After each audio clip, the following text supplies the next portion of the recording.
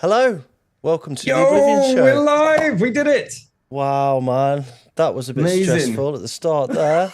Stressful for you, bro. Yeah. So, welcome to the show. Sorry about the little delay coming in. We were having some internet issues.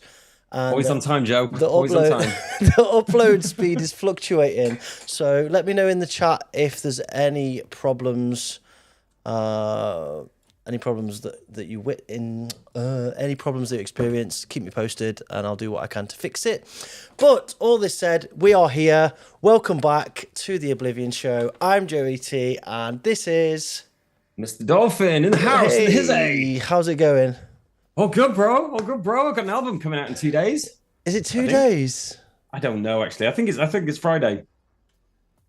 Okay. I should have checked with Stefan, shouldn't I? But yeah, I think it's Friday. So yeah. Yeah, we can. We got shit rolling. We'll play some stuff off it in a bit.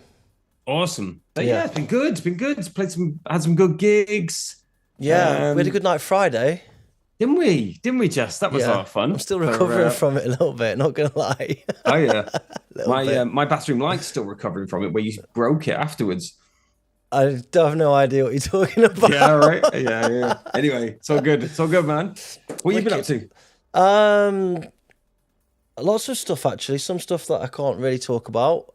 Some stuff that I can. And I'll reveal in a little bit. Stuff to do with the channel, stuff to do with the show, stuff to do with our general media, stuff to do with merchandise, stuff to do with beer.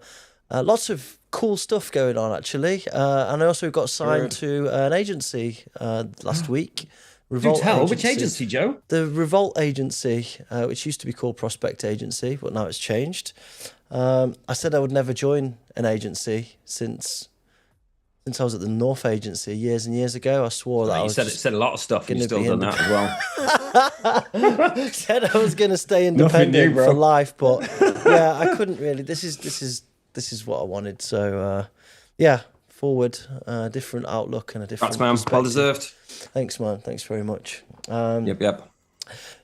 But the show isn't all about me and you, Gregory, because we have... Isn't it? Well, no. The reason I'm here, bro. Because we have a guest joining us this evening.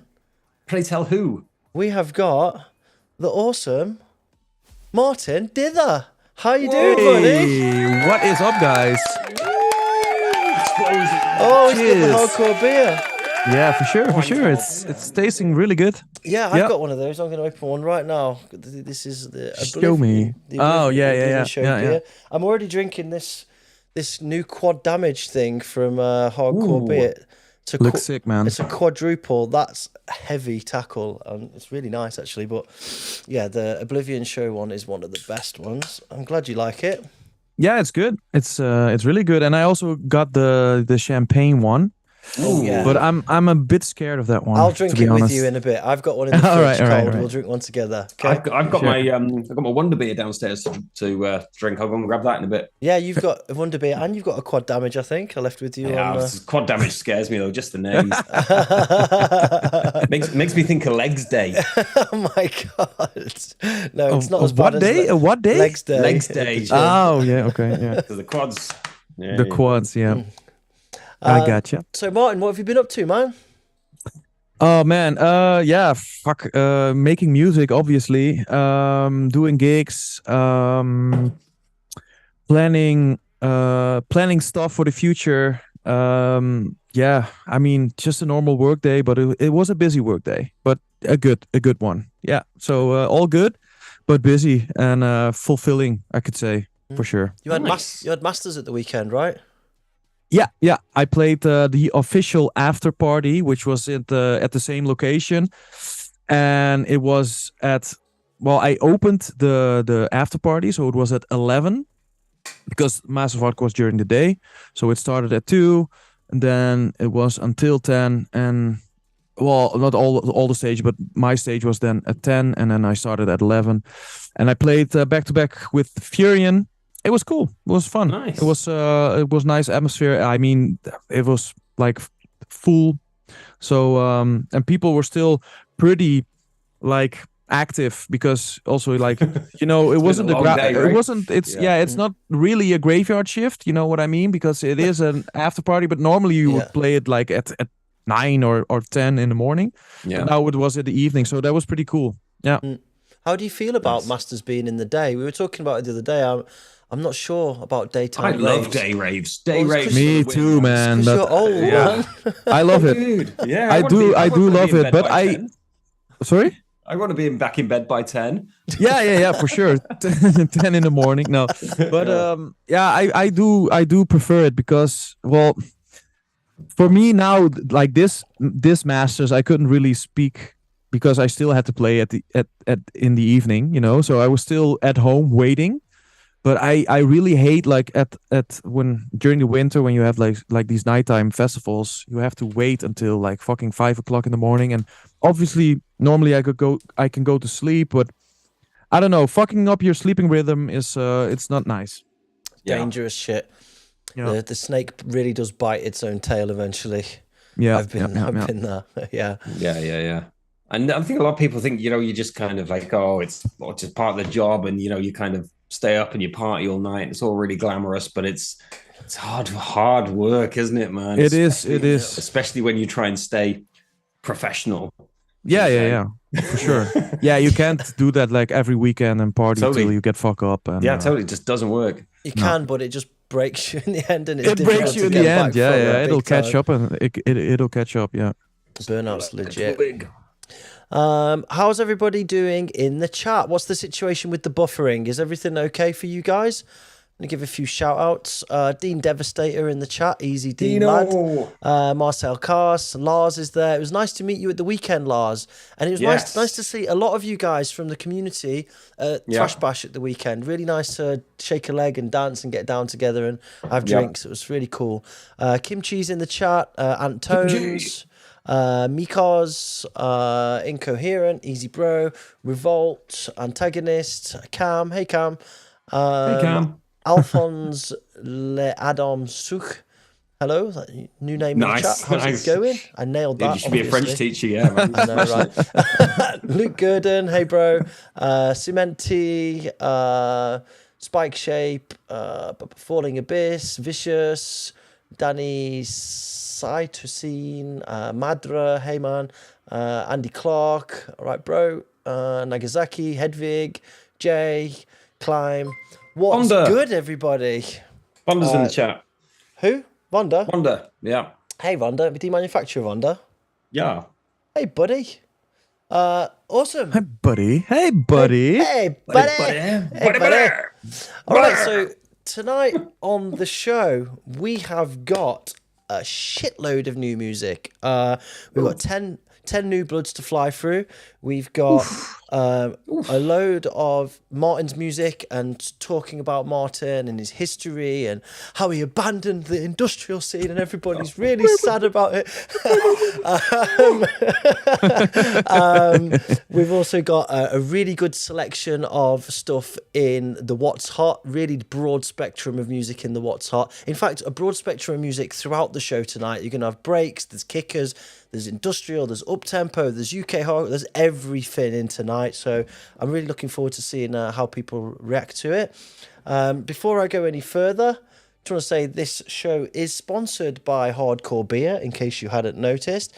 If you want to get yourself some hardcore beer, head over to hardcorebeer.nl and enter the code Oblivion Show at checkout, and you get yourself a discount. And all of that beer, if you're in the UK, it ships from the UK. If you're in Europe, it ships from Europe. Easy peasy, fucking delicious, right? yeah, it is. It is. It actually is. Yeah. You're a rapper. A rapper? Why? Easy peasy. Because you have bars. Delicious. Delicious. All right, so first part of the show, let's go into the new blood. New blood. So for the new and uneducated among us, New Blood is a section of the show where we welcome submissions from viewers, and we provide feedback as a collective, and also receive feedback from people in the chat, other artists, etc. And first of all, I need to say we got a lot of submissions on this one. So if you're not in this, I'm sorry. Please submit again next time. there was a lot, and we struggled to get it down. More submissions than an UFC main event. Hey, right. So first up, we have got RoughNXS with "You Are Far Away." Let's go.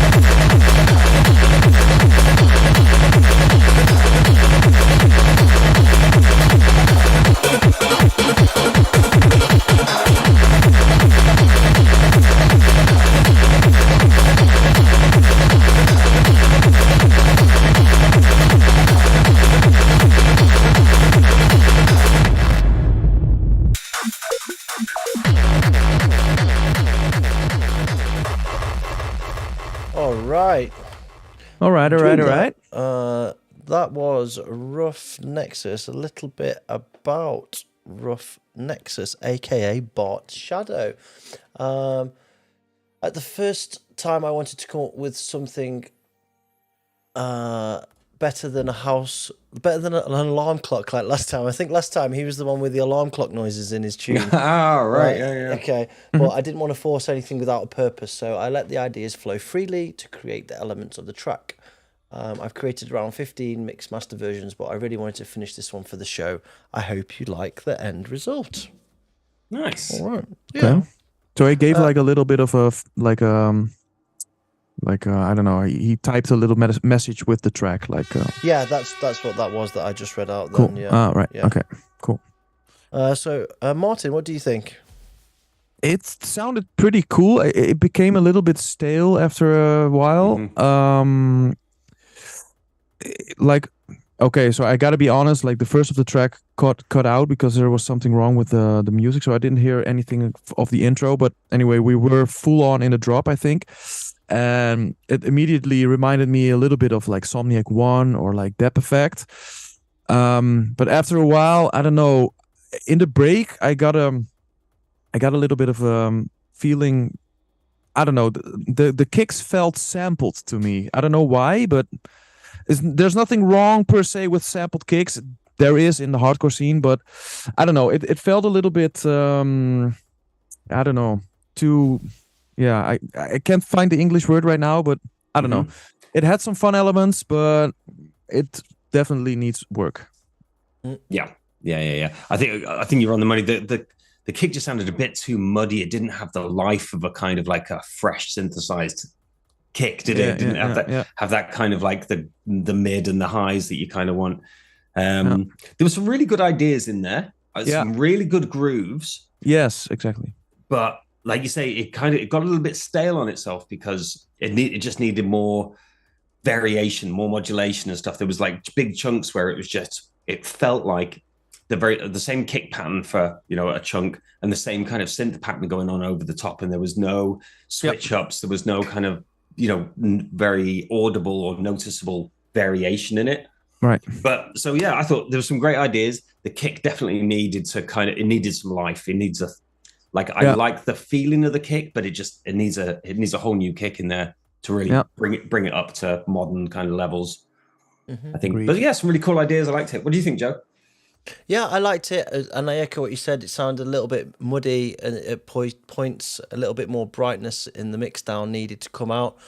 But good, considering it's just been done in a month since the last show, honestly. And the chat liked it. Everybody said that they loved the intro, and when it came in, they were into it, like the Schwanz elements there. This guy keeps on coming back, Bart, and we love it, man. Keep working. Keep it up. Keep working. Keep it up. Keep it up. Next up, we have got STIK with Alto Voltaje. Alto Voltaje. I'm going with that. Alto Voltaje. Let's go.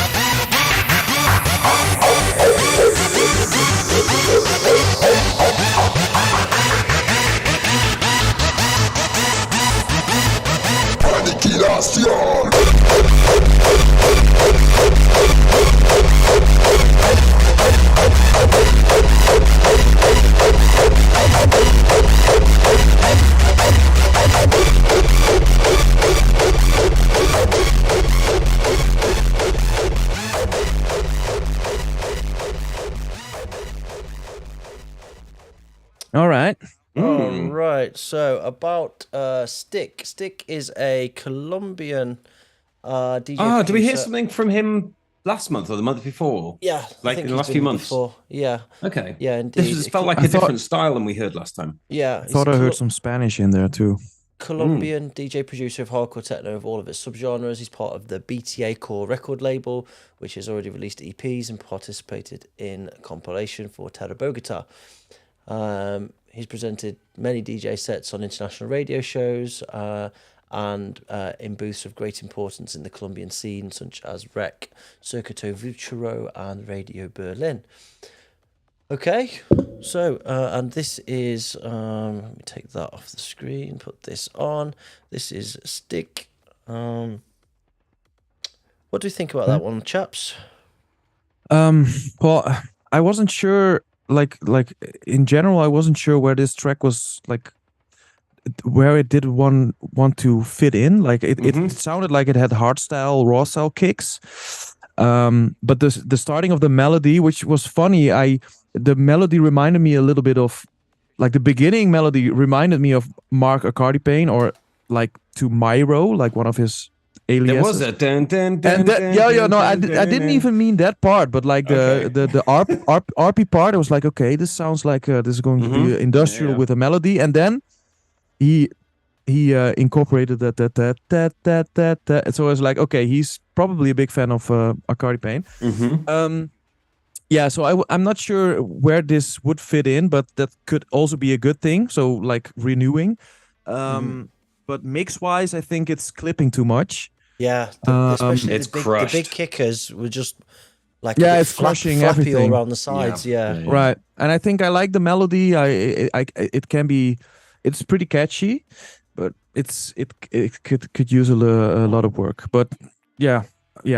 I mean, if it works for him or her, sorry, in Colombia, and it has releases, I'm not sure what kind of style it is, but mix wise it could definitely use less clipping. It needs a bit more room to breathe. Everything needs to pull back a bit, doesn't it? Just pull it all back. And I've been wrong on that before, where I've listened to someone's mix down, not mentioning any names, but I listened to like someone's mix down and thought that feels way too distorted. I thought I went back to the label and said, did you send me the proper version, because it feels like it's too crushed? They were like, no, this is it. And then I heard it out in a club, I think the same week or whatever, and it sounded enormous. Just all that kind of crunchy distortion on a big rig just sounded incredible. Sure, it can be a choice, obviously. But you've got to know what you're doing to make that work. That's not just by crushing everything together and hoping for the best. It's something that Jipe does well. Indeed. And Nagasaki, who's in the chat, who actually put a comment. He said it definitely needs more work on the arrangement and the kick process, but the idea is interesting. Yeah, I agree. I think we hear this quite a bit coming out, especially of Colombia, where it's almost like a melting pot sometimes. Like they have loads of cool different ideas, and you tend to find they throw a lot of different cool stuff together, and you get some really, really interesting. That's where cool ideas come from, though, right? You have to experiment and throw things together. No, for sure. That's why I said, like, for me, it doesn't sound like it fits in any genre I'm listening to, but that can also be a good thing. Like maybe he's starting its own movement. So for that, it's hard to decide. Like if he or her or she or whatever said like, okay, this has to be a raw style song and I want it to be played by, I don't know, Ruler and Sickmode or whatever, then I have like these boundaries. I could check like, okay, you should do this with the mixing or you should do that with the arrangement. But if it's something completely new, then go for it and don't listen to any advice. Yeah, totally. Do you? Yeah. You do you, bro. Yeah, exactly. Yeah. Yeah, I think Jay's nailed it here. He said, let me just put this on the screen here. This is Jay being sensible. He's clearly not had enough beers yet because normally he's upsetting everybody. Overall, I really enjoyed this track. Definitely needs work on the mix down, but I think I hear the artist's vision and like it as a building block. Yeah. There's some nice ideas in there for more sure. Polished. Yeah. Yep. So take the constructive criticism away. Maybe you start to change your reference tracks based on the genre that you're going with. Yeah. For the raw style kicks. And come back again, STIK. You're very welcome here. Yeah, he's been doing some good stuff. Yeah, for sure. Right, let's move on. We've got one from Cement T. In a little while. He normally brings something weird and wonderful. Mr. Cement T. Oh yeah, can't wait to see what we get this time. Let's go.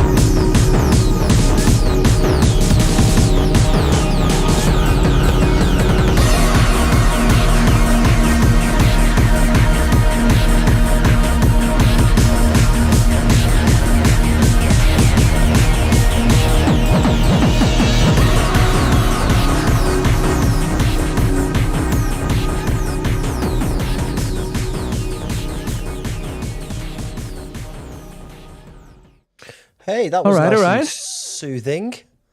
Yeah. I'm feeling like I've just had a nice, relaxing, warm bath. It was quite atmospheric. Yeah, it's good. It's fun. Yeah, I like it. About Cement T, it's a hyper prolific DIY producer from Brazil, making multiple genres since 2016, mostly within the DIY and experimental sound. Always focusing on having fun while producing, no matter the genre. Go check out my Bandcamp to see more of my work. Plenty of free releases there. 1 album per month normally. That's quite some output, bro. 1 album per month. Damn. Yeah, he's just banging it out. Quality control. Yeah. Go ahead, Maarten. What do you think? Yeah, it was funny. I was just reading the chat and it gave me a familiar vibe, and I was thinking like, what is it? And the start sounded like and I saw it in the chat like a free party vibe, and I was like, yeah, it sounded like techno with a K but slower. And so that was fun. And I saw someone in the chat, like an old familiar face of mine, Jacob 23, big ups. Hey, Jacob in the chat. Hey, Jacob, what's good, sir? So that's pretty fun, and he also said it like, so I was like, yeah. So and well, overall, I think great vibe. I like the atmospheres. I'm missing a bit of a dynamic. So where's Yes. I mean, I'm into drops, but I'm also into techno and which can go. I don't know. Music can be hypnotic too, but there was no real dynamic, so I couldn't really understand what was a build up or a break or maybe work on arrangement a bit, but and also like a little bit of drive into the kick and bass. So there was there was kick, there was bass, but I was missing a groove, I think.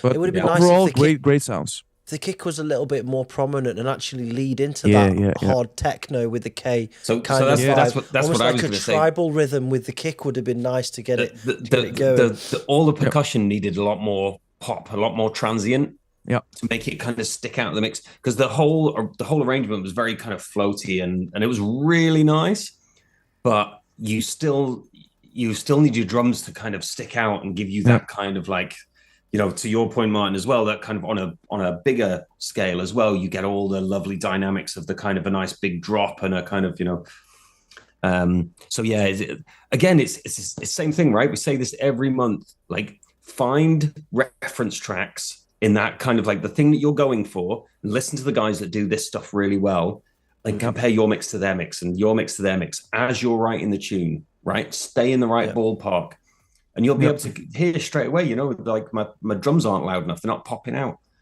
Yep. And we all make this mistake, right? If you switch off that reference track, sometimes you'll do 3-4 hours of writing and then suddenly you'll go, why does everything sound flat when you compare it to something else? You know, it's just, you have to do it. You just have to do it. It's just, you know, we're not, even the best guys at producing, you know, still you need something to reference against. For sure. Yeah, definitely. Shout out to some new people in the chat. DJ Wide45's turned up. Ryuken is here and Christian Correas. Hey gang, welcome. Hey. And What welcome up? to all other new viewers that are tuned in. We have 90 concurrent viewers in the chat, so shout out to you guys. Don't forget to smash the like button. If we get to 100 likes, we're doing shots. So I liked it myself now. That's stupid. that's on you. You liked it yourself. Yeah, so welcome. I can dislike though now. Right, next up, I'm going to fly through these because we've got quite a few. Cool. Agent Zero, Duty Cycle, let's go.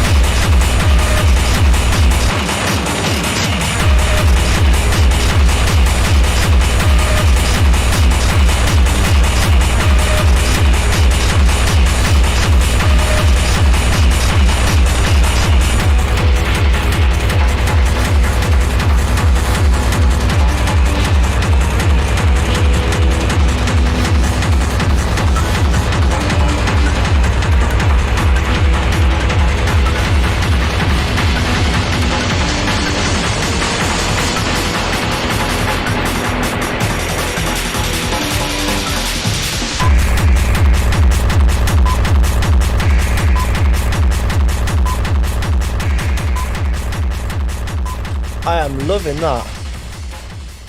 Really nice groove. Yeah, cool, really cool. Love the whole Shranzy thing. Big fan. Mm-hmm. Yes. It's right, isn't it? It's like, And it's back.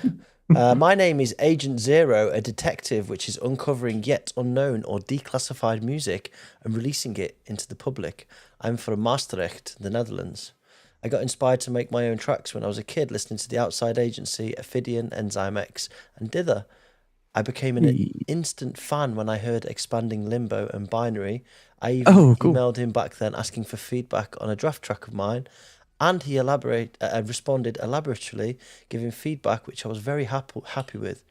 Little things like getting feedback from well-known artists just gives it extra push sometimes to continue working harder. You're a good guy, Maarten.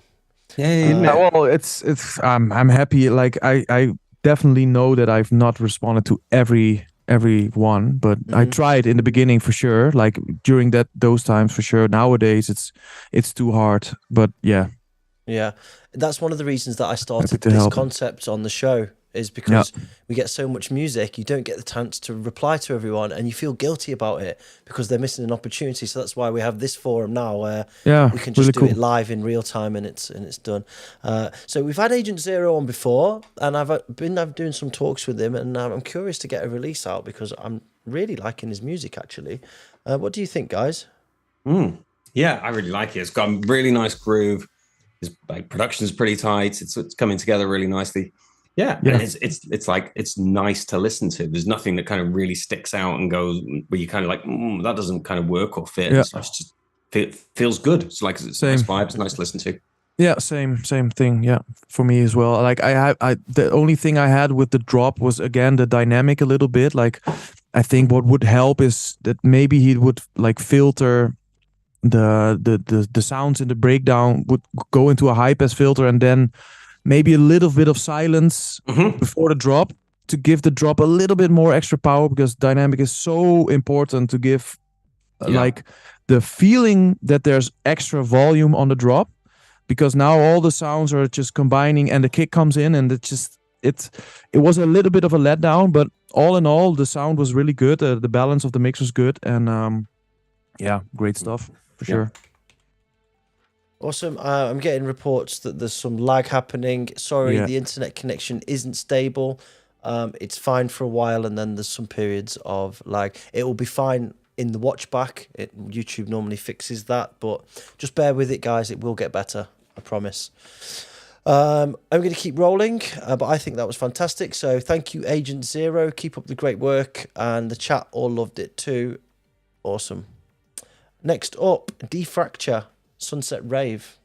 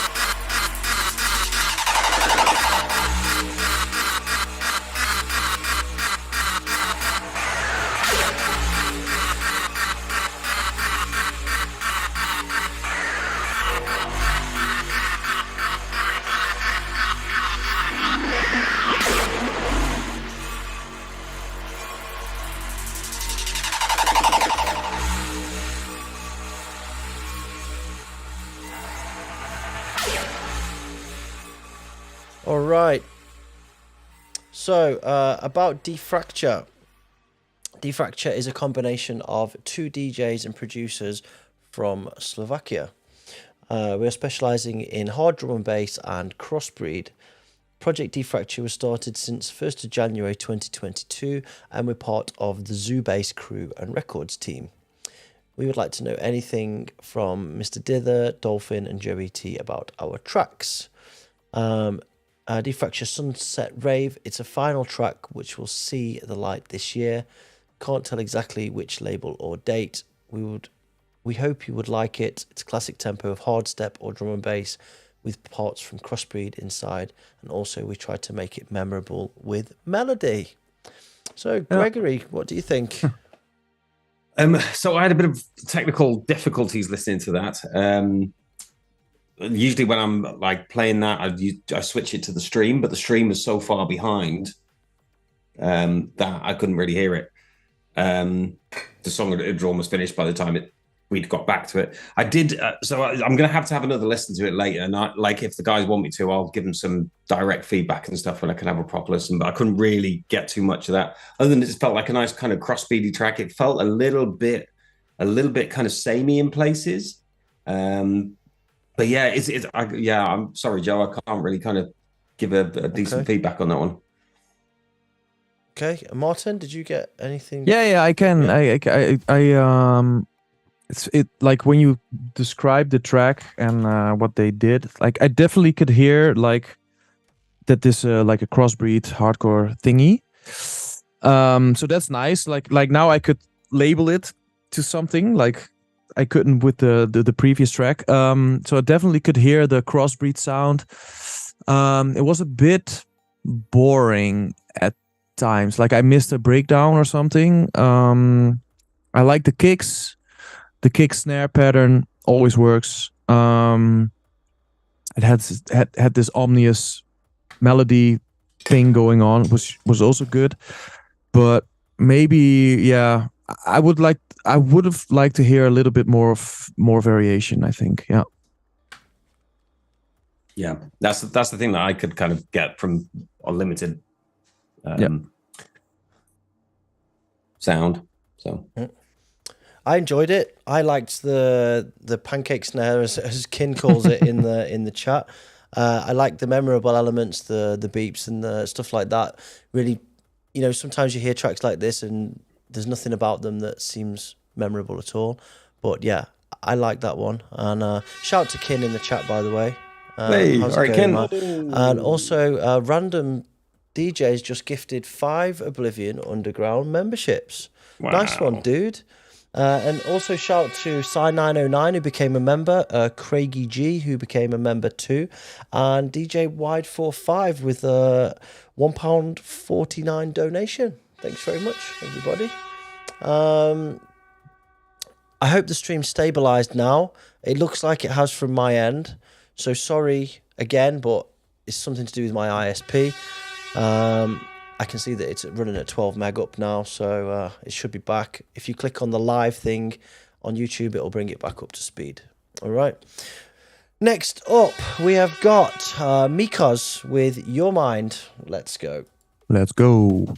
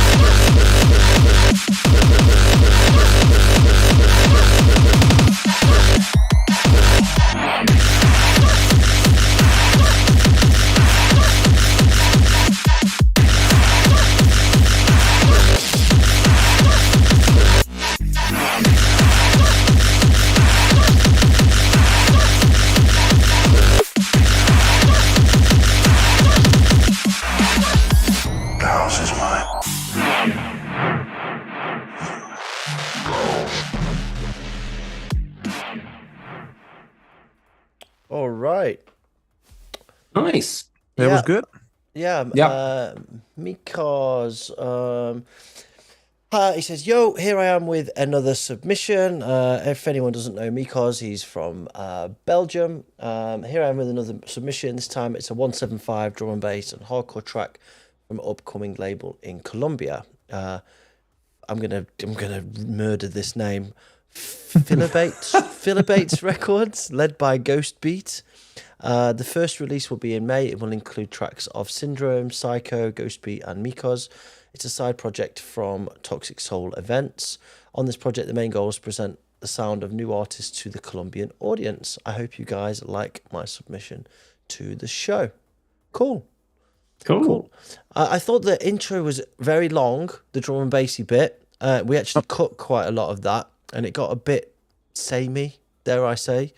I think it could have done with a bit more variety in there, and even more sub-elements. I don't think you went really deep enough into the depths of drum and bass sound there for me. When we got to the second bit with the kicks, we know you're already good at that. There's no doubt, but I think the drum and bass part needed more work, more depth in there. What do you guys think? It's drum and bass is an art in itself, just nailing that kind of production. You know, being methodical with all your transients and your placements and everything like that, get everything to sit and sidechain. And but I really liked there's some really good ideas in it. Production sounded pretty nice. The kicks were kind of nice and up front and stuff like that. Yeah, I like the kicks. Yeah. I really enjoyed it. It reminded me of the clamps. I don't know why, but of the earlier work when I played that stuff, like your soul is mine. Still play that, man. It's a banger. Yeah, it's a crazy song. Song. Yeah. No, good kicks. Agree on the drum and bass part. Yeah, I mean, drum and bass is arguably maybe the hardest genre to produce, so it's definitely hard work. It sounds good, but yeah, the hardcore part was better than the drum and bass part. Mm-hmm. Yeah, agreed. But good shit, man. Making moves. Yep. Mykoz, yeah, for definitely sure. making moves. Keep it going. Keep up the great progress, man. Next up, Halucihate, the Apostle of Doom. Let's go. Oh shit.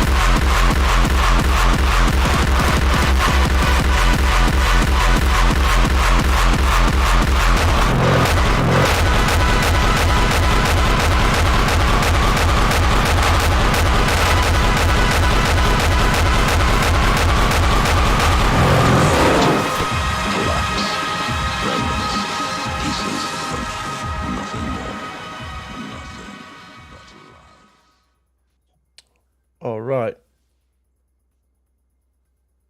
That one seemed really noisy, right? Crushed, Yeah, right? it could be. Yeah. It could be a Yeah. choice, but yeah. That's what you get when you just kind of throw everything together into the blender, and you don't use EQ, you don't think about dynamics, you don't use any side chaining, you just throw everything on top of each other, and that's the kind of sound you get out. Mm-hmm. Yeah. Yeah. I liked the vibe. Actually, it was a bit noisy, doomy, industrial, ketamine, 7 o'clock in the morning in a, in a Yes. squat club. Yeah, for sure. Yeah. And you're like, you can't find any of the doors, and you're just like trapped in this. That's really specific, Greg. That's really Thank you. Yes. A little bit about the artist, or a little bit from the artist. As they say, I don't want to spam you guys too much with my submissions, but I'd like to hear some opinion on this one. It's still a work in progress, so it's rough around the edges, and the mixing's a bit all over the place. Yeah. And then there's a question here for the Q&A, which I'll come back to. But yeah, your mixing is all over the place. Needs some side chain. Some stuff with the kicks. Mike can talk about this as well. You know, when you think about mix downs, right? You think about, what do you need in the sound at this point in time? Like, what can you get away with? What can you get rid of? Like, what if you EQ it out and you can't hear the difference, it doesn't need to be there, right? Your kicks are probably taking up the whole bottom 200 hertz, right? With the, you've got a big, dirty, big kick there. You probably can't hear very much else going on under 200 hertz. For most of the time that kick's going. So you can clear most of that stuff out, unless it's adding something to the sound. It needs to go. And then you're just starting to like think about carving different parts into the sound. What do you need right now? You don't need everything. You just need these bits. Good advice. Yep. Solid. Okay, next up, Frantic with Cocaine. Go. Yes, please.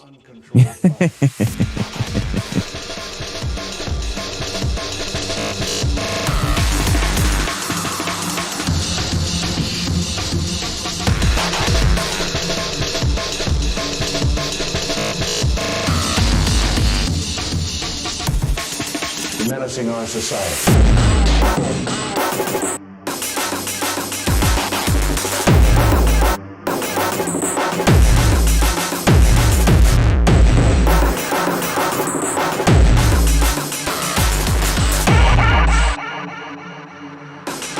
Explosively destructive.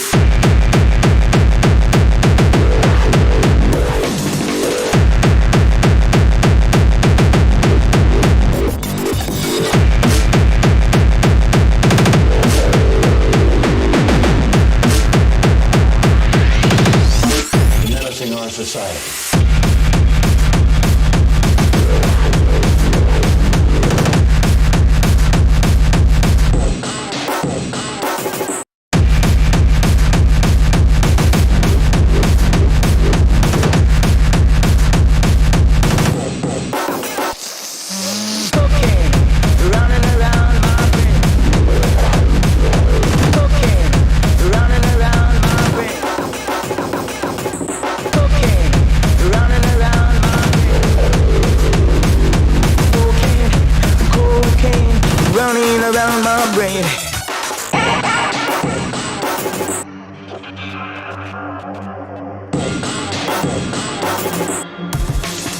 This is Cocaine.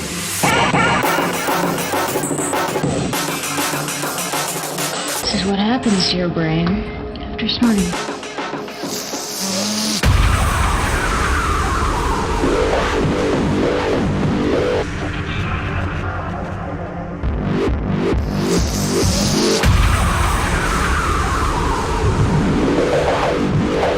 This is what your body goes through.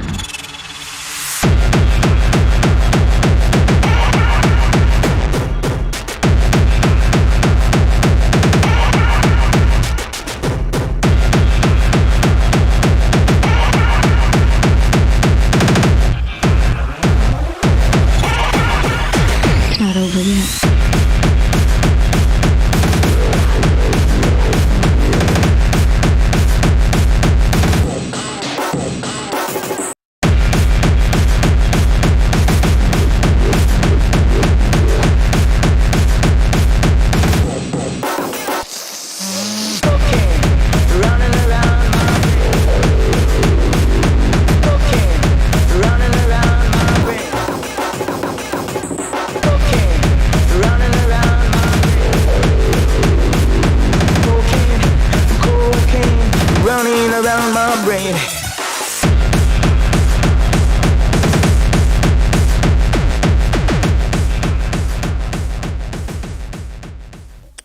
Right. All right. That was This fun. is Yeah. There's no bio from this artist. I just have a note here saying, "Hi, I'm John, and I'm a naughty boy because I didn't provide a bio. So Jay wrote this." The end.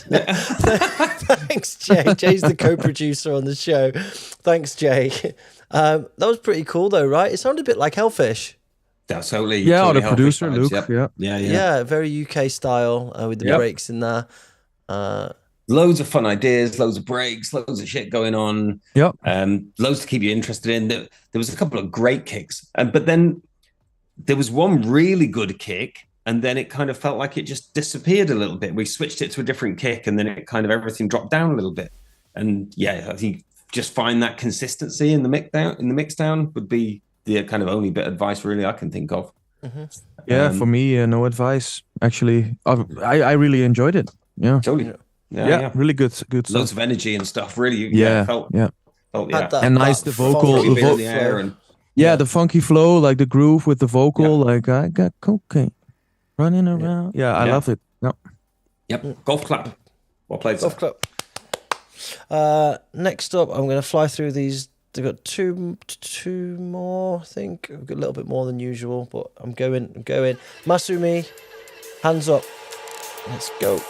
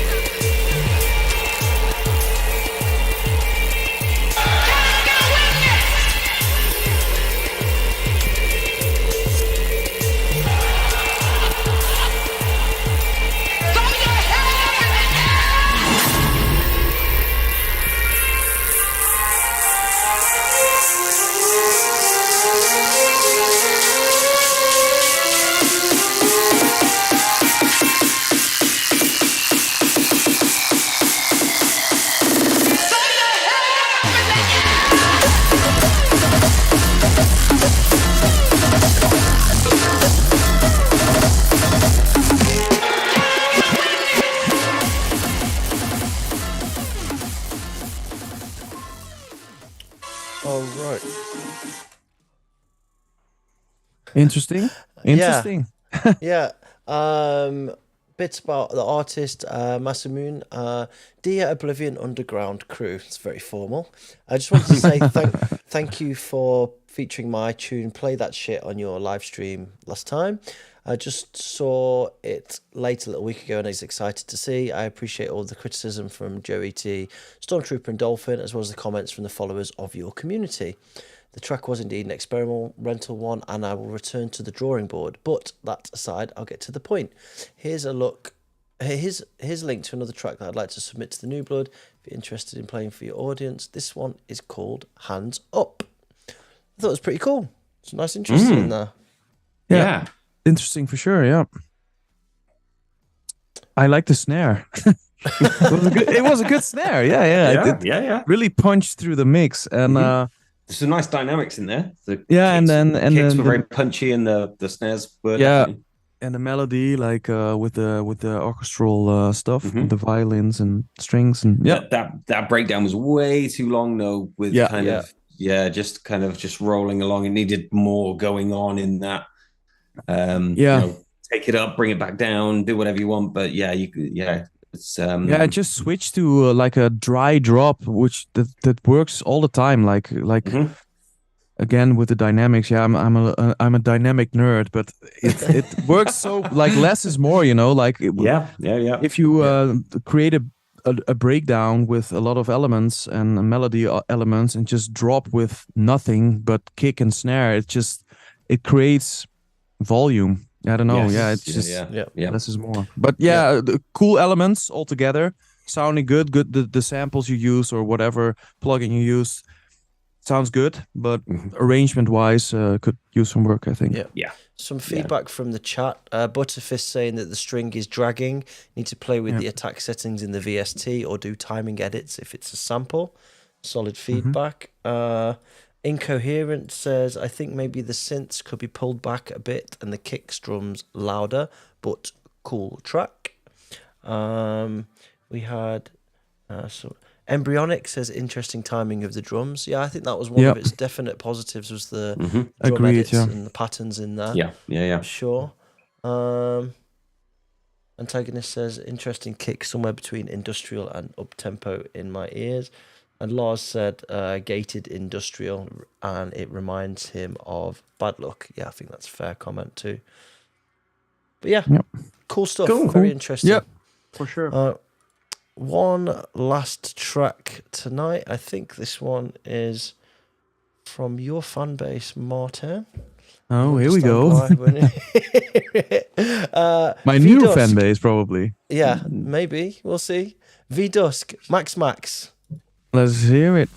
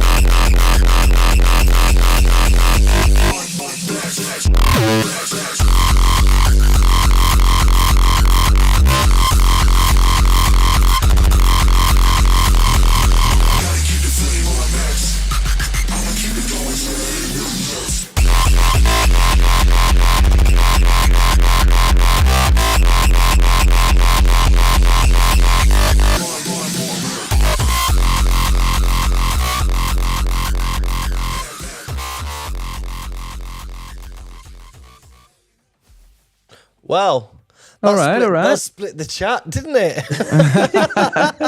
Yeah, for sure. It's not that like it's not that bad actually. I mean, for let's talk about the elephant in the room. It's an up-tempo track for sure, but it's not that PP as I expected it to be, and the kicks are pretty fun actually. Like the tails have a lot of like. That was some great really, bass in those kicks, you know. Yeah, they're really crunchy. Out of all the tracks we've listened to tonight, that probably had the best dynamics in the kicks. Yeah, like the best control in the bottom end. It sounded full round, and it was just it has a lot of drive, drive. Really nice kind of kicks. Now it's not necessarily my style, and I wasn't a fan of the kind of like the noises all going on over the top and pews and pews. Agreed. Yeah. But I can appreciate some really nice dynamics. Yeah. The kick drum design was really fun, and but I dislike the screech. The that's just I don't know. There's no groove. There's no drive in it. It's just so random, and so work on your screeches and just make a more catchy, groovy groove. Also, what I do like is those drops. How can I? They're not. Yeah, they're fake drops, but like, like they. I like that, but don't do it all the time. Like, just do it. I don't know, like 4 times. But this was like every 16th edits were like, it's like nah. That's too much. So but definitely a good try. Were they peep kicks or Zarg kicks? They're peeps. No, there's not that PP, and they're also not.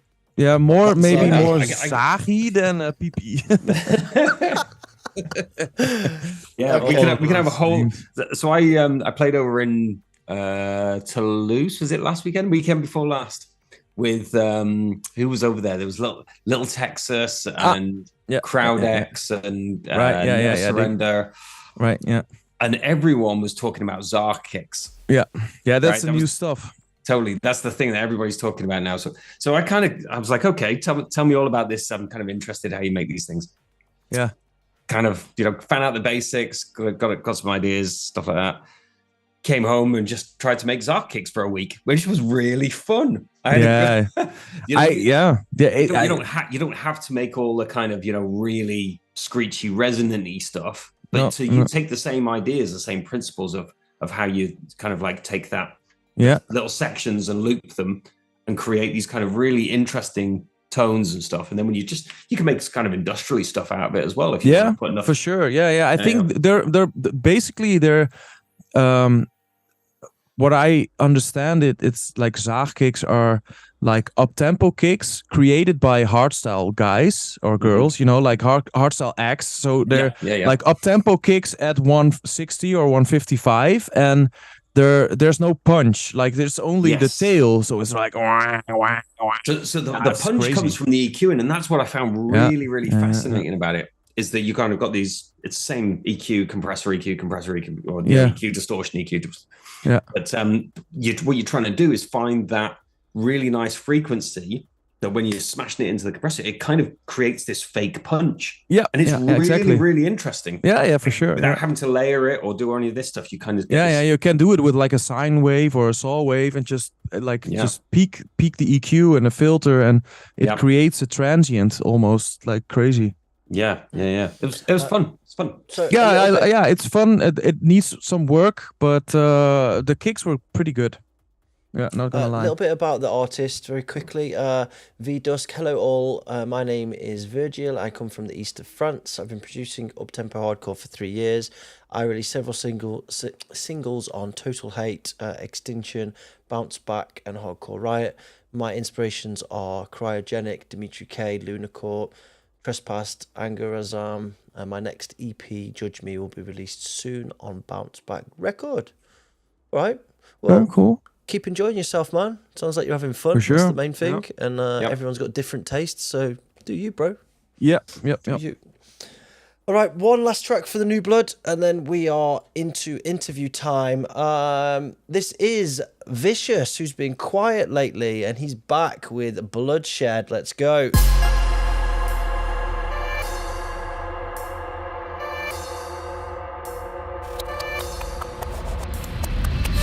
What happens? No more bloodshed. No violence.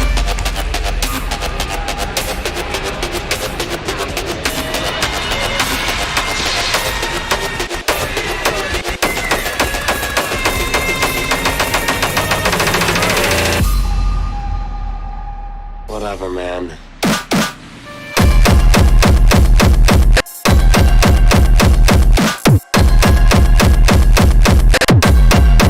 No more bloodshed.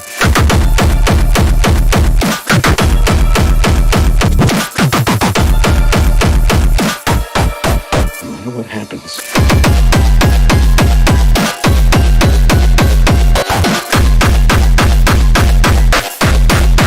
No more bloodshed.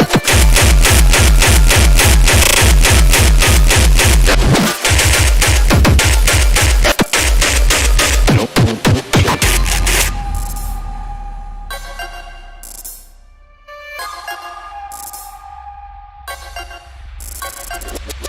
What happens? No more bloodshed. No violence. I am the danger. No violence. A guy opens his door and gets shot. You think that of me? No violence. I am the one who knocks.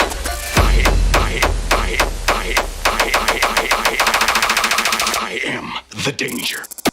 I am violence.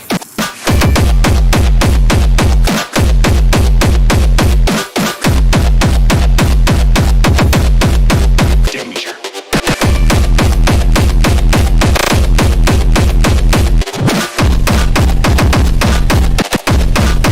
I am bloodshed.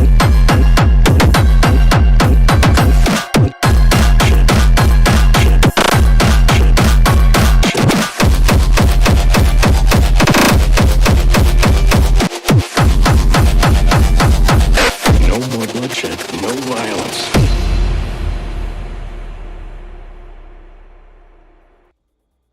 All right. That was a lot of Breaking Bad right there. All the Yeah, Breaking familiar Bad. sample as well. I used that sample in a track of mine. Oh, really? It's been used a few times, hasn't it? I The Yeah, melody yeah, or like- the vocal? The vocal, like I have a Yeah. track called Danger. I Yeah. am the danger. Mm. But that doesn't matter. I mean, samples are for everyone, obviously. Yeah. It's Well, it depends. Once you put your stamp on it, that's my sample, bitch. Yeah. So about the artist, it says finally something new. Oh shit! Hold on. Something new. One of the two tracks for a Breaking Bad themed EP. All right. This one is more atmospheric. The second track will follow more, which is more aggressive. Still in production. I guess it needs something more. Maybe you can help me out. Greets from Nico Viciouz. I know there's a guy. Yeah. This Yeah, is yeah. German dude. Yeah, that's yeah. right. Yeah, I saw him not so long ago in North Germany. Yeah, Yeah, he he played played three all his- sets in one night a few weeks ago, if I remember rightly. Really? My name is Nico, 30 years old from Northern Germany. I've been hardcore scene since mid-2012, and industrial hardcore catch me right at the end of that year. From this moment, I'm amazed by this genre and its multifacetedness. Slow, fast, straight breaky, influenced by different genres, but in every case still dark and brutal. A huge thing for me is also the importance of quality in this genre, and the people who are fanatics about quality and detail really care about it. One of my main motivations is to spread industrial. I don't know where the hardcore scene is going right now, and that, like, I feel industrial seems to go under a bit. Of course, it's an underground genre, but I don't want people to miss out because they didn't have the chance to access it. I really like to play on non-industrial events so that I can expose people to this sound. Yeah, it's a really, really, really long write-up. I'm not going to read all of that, but I thought it was good. I thought, like we said before, the samples have been used a lot, and I think doing a whole Breaking Bad influenced EP might be a bit much, but you know, that's just my. I'm a big fan choice. of Breaking Bad. It's my favorite Me too. TV show of all time. I see him here in the chat as well. Like I motivated him to start producing music, and I remember him telling me that. So yeah, I'm obviously really glad, and I think it doesn't sound really bad. I mean, it has some good kicks, but I think the samples were overused now. Like looping the sample is, I wouldn't do that. Yeah, it's too much. Yeah, but it sounded proper industrial for sure. But I was missing a theme, I guess. Mm-hmm. Yeah. Well, Breaking Bad. Yeah, for sure. Yeah. But yeah, no, I hear you. Yeah. I think with sometimes with samples you've got to choose your moment, and like right. There are times where you can kind of get away with repetition if that's the goal. Yeah. Right? If you're trying to like drill a line into people's head, but if you're kind of just like looping it just to fill the space, it's not. You got to think: is it really the best use of that? Yep.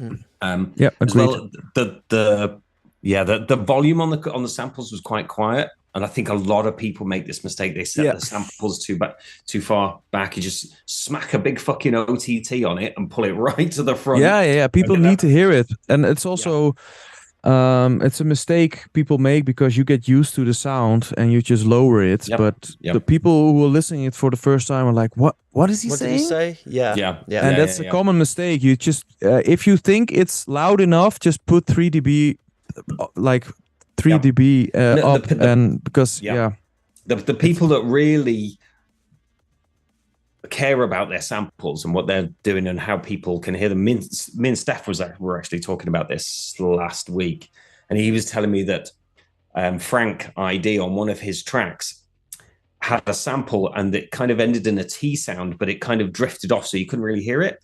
He ended up putting like a tiny hi-hat over the end of the sample to make that for sure. Kind of sound Frank teach me that too. Yeah, sure, right. So you can kind of do all these little tricks and stuff, but you want to be able to hear what the vocal is saying. Yeah, because that's your autograph or whatever. Yeah. But you know, if you need to smash it through a fucking distortion, smash it through an OTT, get it up front and center. Save it for when you really want to make the impact. Drop everything down, big vocal, bang, kickers, away you go. Simples. Yep. Anyway. Totally. But big ups, Nico. Good to see you here, and good to hear from you. Really good groove. I love this. Some really interesting ideas going on in there. Some weird melodies, some kind of like different kind of grooves. I really like it. Good fun. Just refining this shit now, isn't it? That's all it is. Yeah, good to see you making music again as well, bro. I know you had a little bit of a break for whatever reason. It's nice to see you back in the seat doing your shit. So respect, man. Respect. Yep. All right, that draws us to the end of the New Blood section. Woo! Big up everybody for your submissions. Thanks, guys. Thanks. Yes, well played. Well played, everyone. Really cool. We're going to move into the interview section right now. But first, I'm just going to do a little bit of propaganda about the channel. So if you guys wanted a toilet break, then now's a great time. And when we are going to do the champagne thing? In a minute. We'll open the champagne at the start of the interview, okay? Okay, cool. Yeah. All right, cool. Okay, so you might have seen, guys, people joining, popping up on the screen saying that they're a member of the channel. You can also join the channel, and what that entails is a small subscription. Think of it like as a coffee or a beer donating to the channel.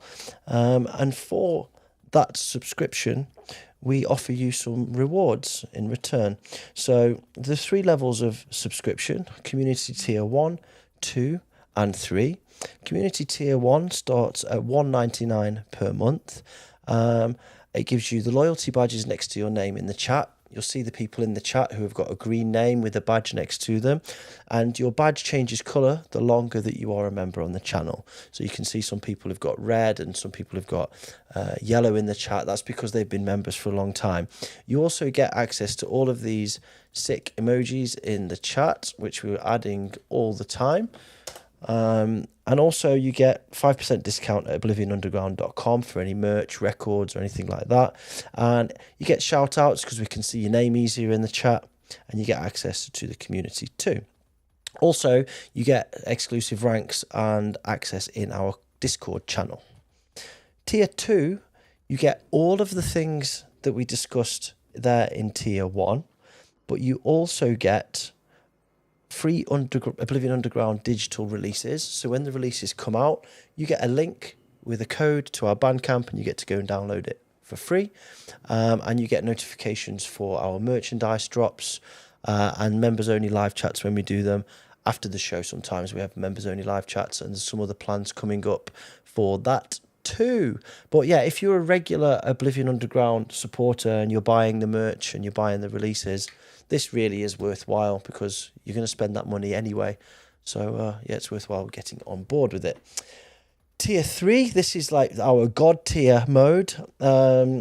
With this, you get everything from before, so all the free music, discounts, etc.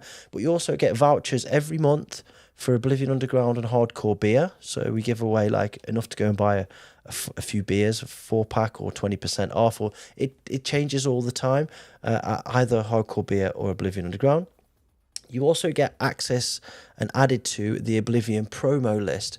What that means is when the DJs have their promo music sent through, the digital releases, you get it at the same time. So you get the same, the music at the same time as the artist. You also get entered into community competitions, members only videos, and priority reply to comments.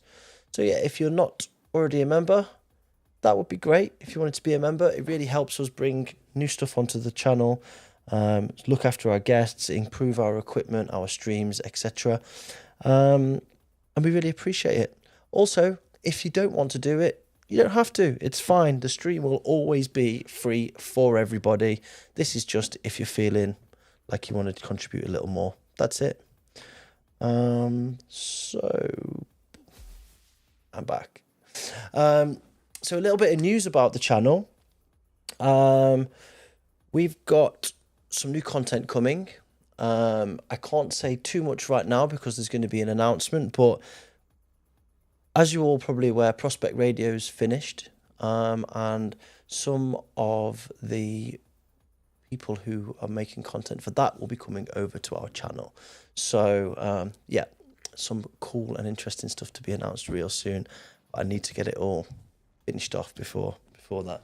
So Maarten, Yeah, what up? are we going to drink this lethal beer together? Yeah, we should. We should. It's been out of the fridge the longest, so I was looking if I have had another one, but it's not okay. super cold. But Oh, that one needs to be cold, but okay. it's cold, but it's not okay. like.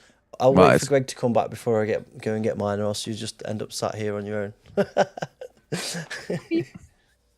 So this beer is actually designed by George Gortek Machine. It's got like a knuckle duster on the front. It's like it's metallic. It's really cool. Champagne. I love it. It is a brewed beer. 11%. Is it good? Or is it just... Yeah, it's really good. It gets you where you need to be. It works the job for sure. Oh shit! Yeah, for sure. Just looking at the chat here. There's not going to be an Oblivion radio, guys. No. But there is going to be people coming to the channel. So what we're looking to do with the channel, Greg just appeared and then disappeared. What's going on? Did anybody see that? Greg just appeared on his screen and then disappeared again. Now he's walking up the stairs. What the fuck? Did you see the movie Host? Did anybody... Did you see that? Did you see the movie Host? No. Yeah, he did that. He has like a screen recording going, and he's being killed by a demon right now. I am the demon. I'm gonna. I am the demon. Greg, you like glitched on your screen like you were there, and then disappeared, and then you walked in the door. That was fucked up, man. I'm gonna check it back on the. I'll check it on the replay. Don't do it, man. It's a demon. No way. Right, I'm gonna get that. I'll see my doppelganger, and some weird shit will happen.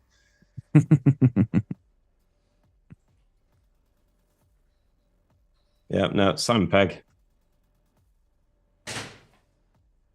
No, I'm not seeing that, Joe. You're tripping hard, mate.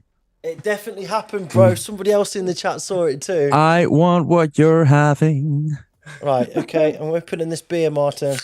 Yeah. Oh yeah, I've got me Wonder Beer. I'm gonna. Oh, that. nice. That's a new hardcore beer as well. So this is champagne. Ooh.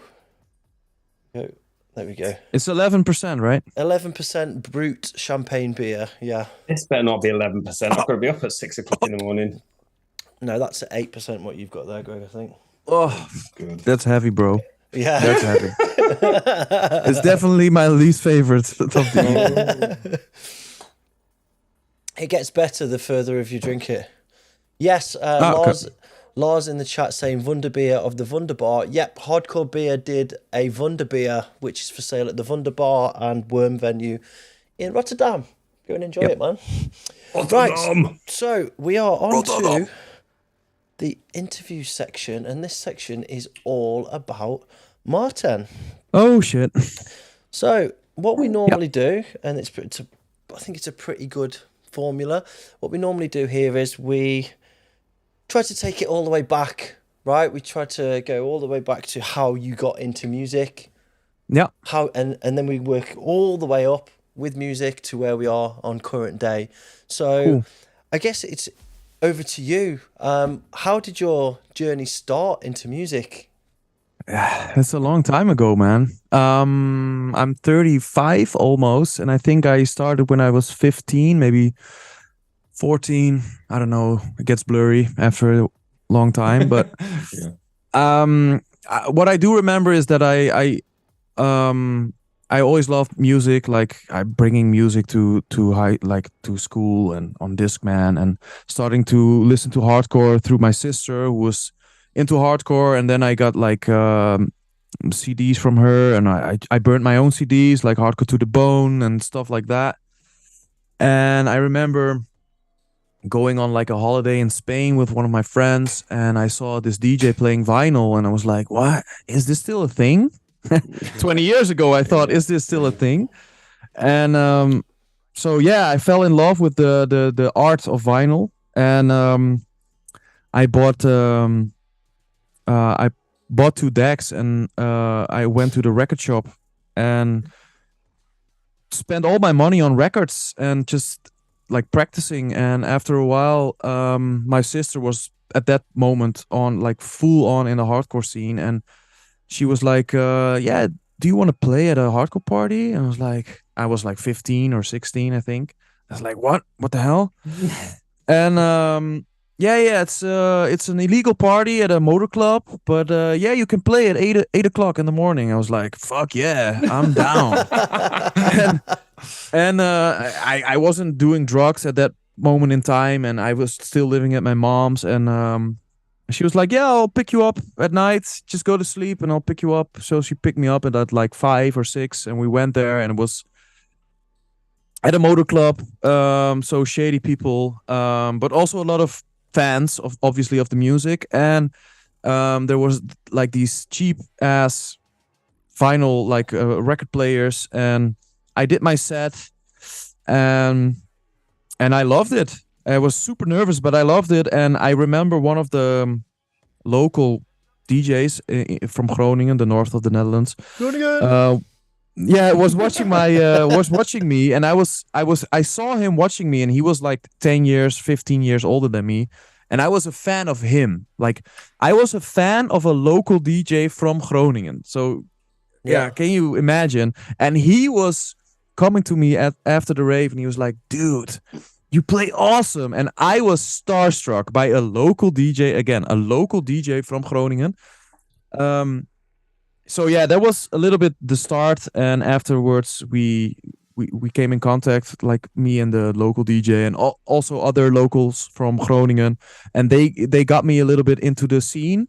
And at that point in time, Groningen had a big hardcore scene. There were like every weekend there were like hardcore parties in. Now it's all drum and bass, right?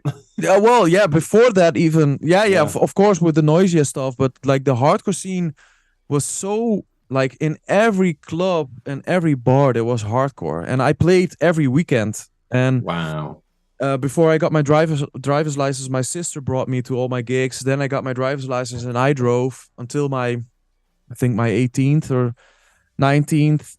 I did it under a different name, Fraction, and I played more or less, I don't know, mainstream at the time. I don't know, it was now you call it Millennium, but then it was hardcore, whatever it was. Yeah. So I played like from Cat Scan to Anger Fist, all and the Playa in one set, and now you call it the Playa in one. So that's how it started, actually. And there was a moment in time I was actually interning at like at a theater. I did like theater technique, so like light and sound technique. And this guy who was the guy who was like, how do you call it in English, supporting me, he was my counselor. Mentor. Okay. Mentor. Yeah. He gave me like a copy of Cubase. He was like, yo, man, you should try this. I was like, what the hell is it? He gave me Cubase 3.5. I don't know. Was it SX3? SX3? Yeah, SX3. Then, wasn't it? Yeah. That was one. Yeah. And that was the start. I did freak around with Fruity Loops before, but Cubase interested me more as a computer nerd as well. Like Fruity Loops. And for me, Cubase was more logical.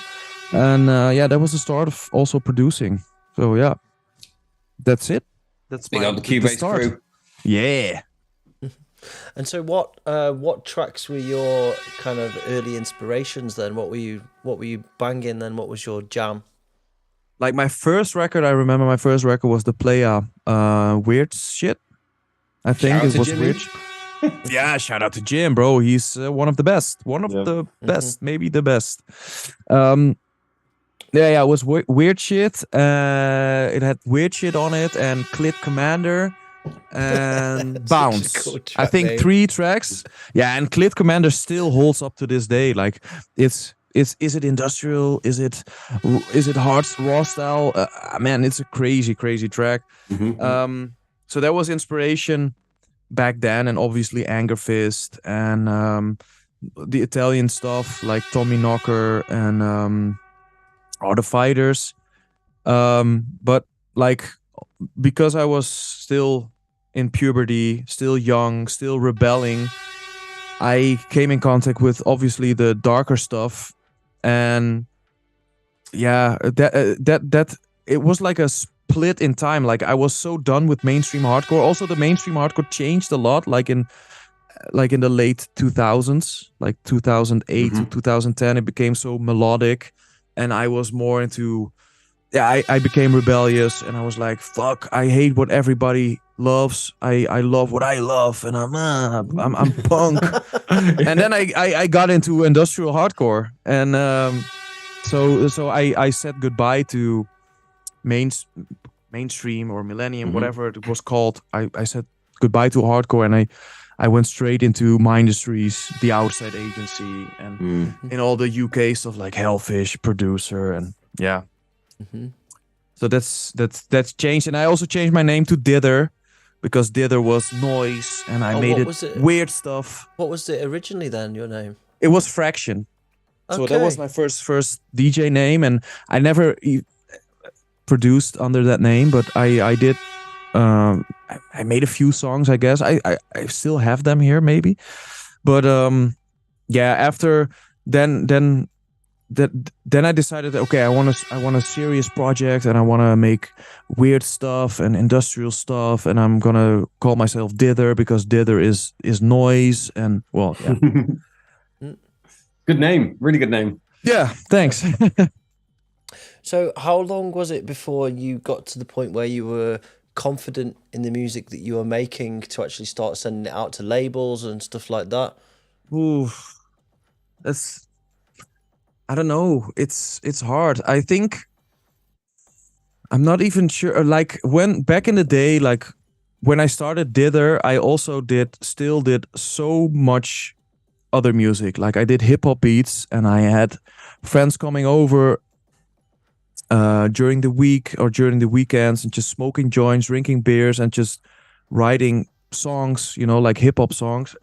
But I also was still greatly inspired by back then EDM. It wasn't called EDM, but like poppy trance stuff, and so everything I heard was like, oh, this is cool. I'm gonna try and make this, you know. So I even have like a Dither release on a Berlin trance fucking house label, because through a friend of mine, he was living in Berlin at that time. They were like, yeah, we want to release your tracks. It's super weird. It's still downloadable. I'm not sure if it's on Spotify, but it was on Download and on Beatport. So back then, I just did whatever I wanted. It's not on Discogs? I don't think. What year was this? Fuck, I don't know. It's so long ago. Maybe I can. I'll try to retrace it. But I think I'm not sure. I put my stuff on SoundCloud. I'm not even sure I actively sent out to labels back then. Okay. Just put it on SoundCloud, and I think my first hardcore release was on Hard Cryptic Records, US label, like from the United States, from Howard. And the track was called, damn, it's slipping my mind, but it was already a little bit like crossbreedy. So it was around that time that crossbreed was really getting noticed, and I think I already got a little bit of help. I got Drum and Hate. Someone said in the chat. Yes. Embryonic called it. Act of Power. Yeah.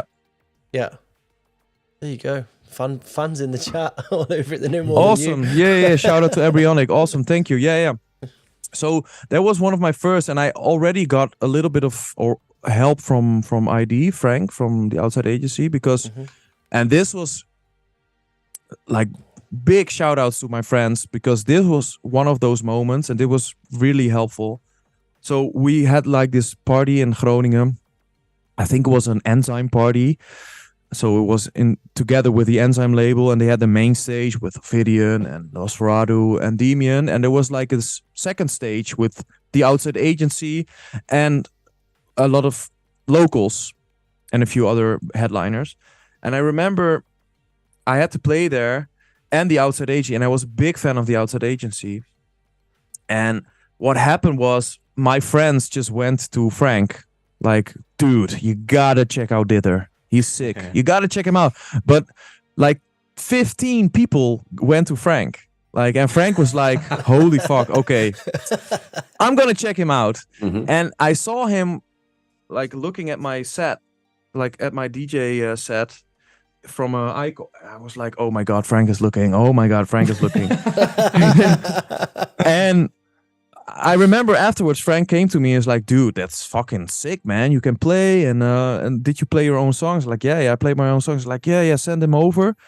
And I sent them over through Party Flock, and he gave me some advice, and I adjusted it, and I think then it got released. And for me, the really moment, like one of the moments I really thought like, okay, this is it, was when I had like I had this interview at Thunderdome Radio. I was asked there. So maybe I'm skipping a lot of parts, but please bear with me. So I was doing a DJ set at Thunderdome Radio, like when they were still in Amsterdam at the Q factory.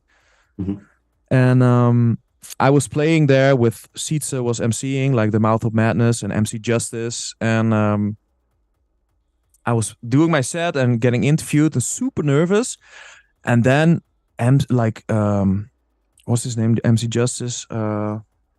Whatever. He said, like, yeah, we have a phone call. We have your biggest fan on the line. And I was like, oh my god, this is gonna be cringy as fuck.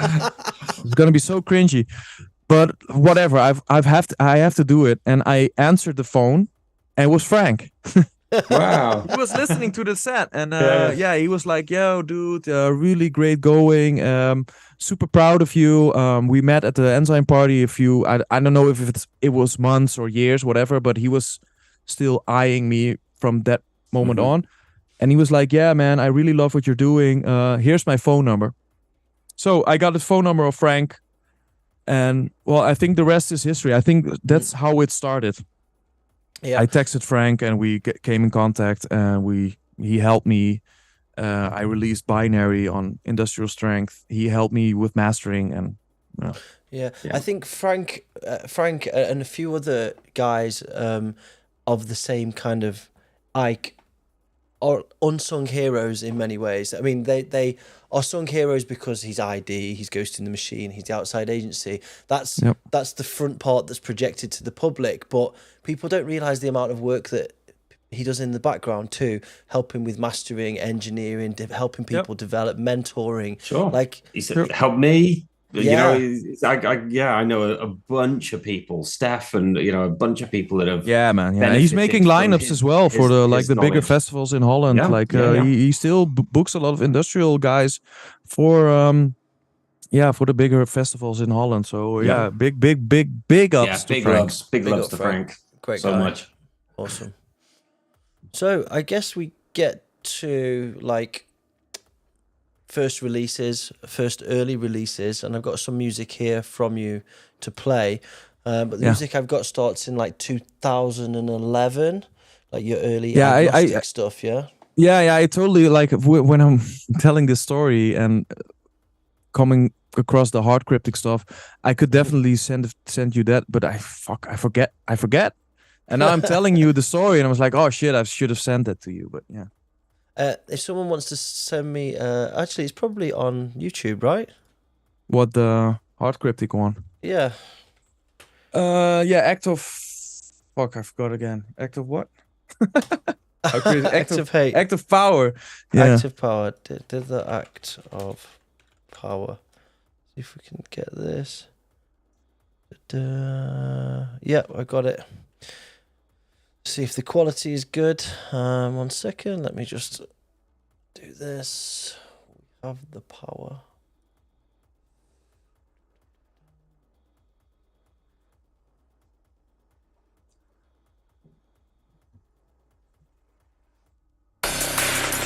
There we go.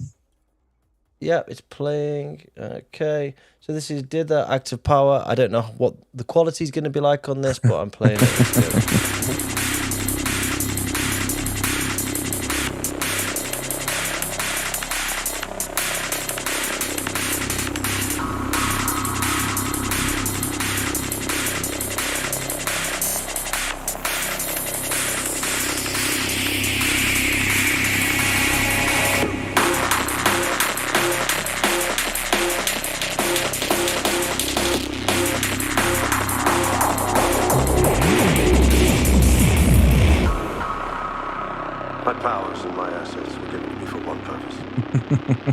Magnificent, but simple purpose.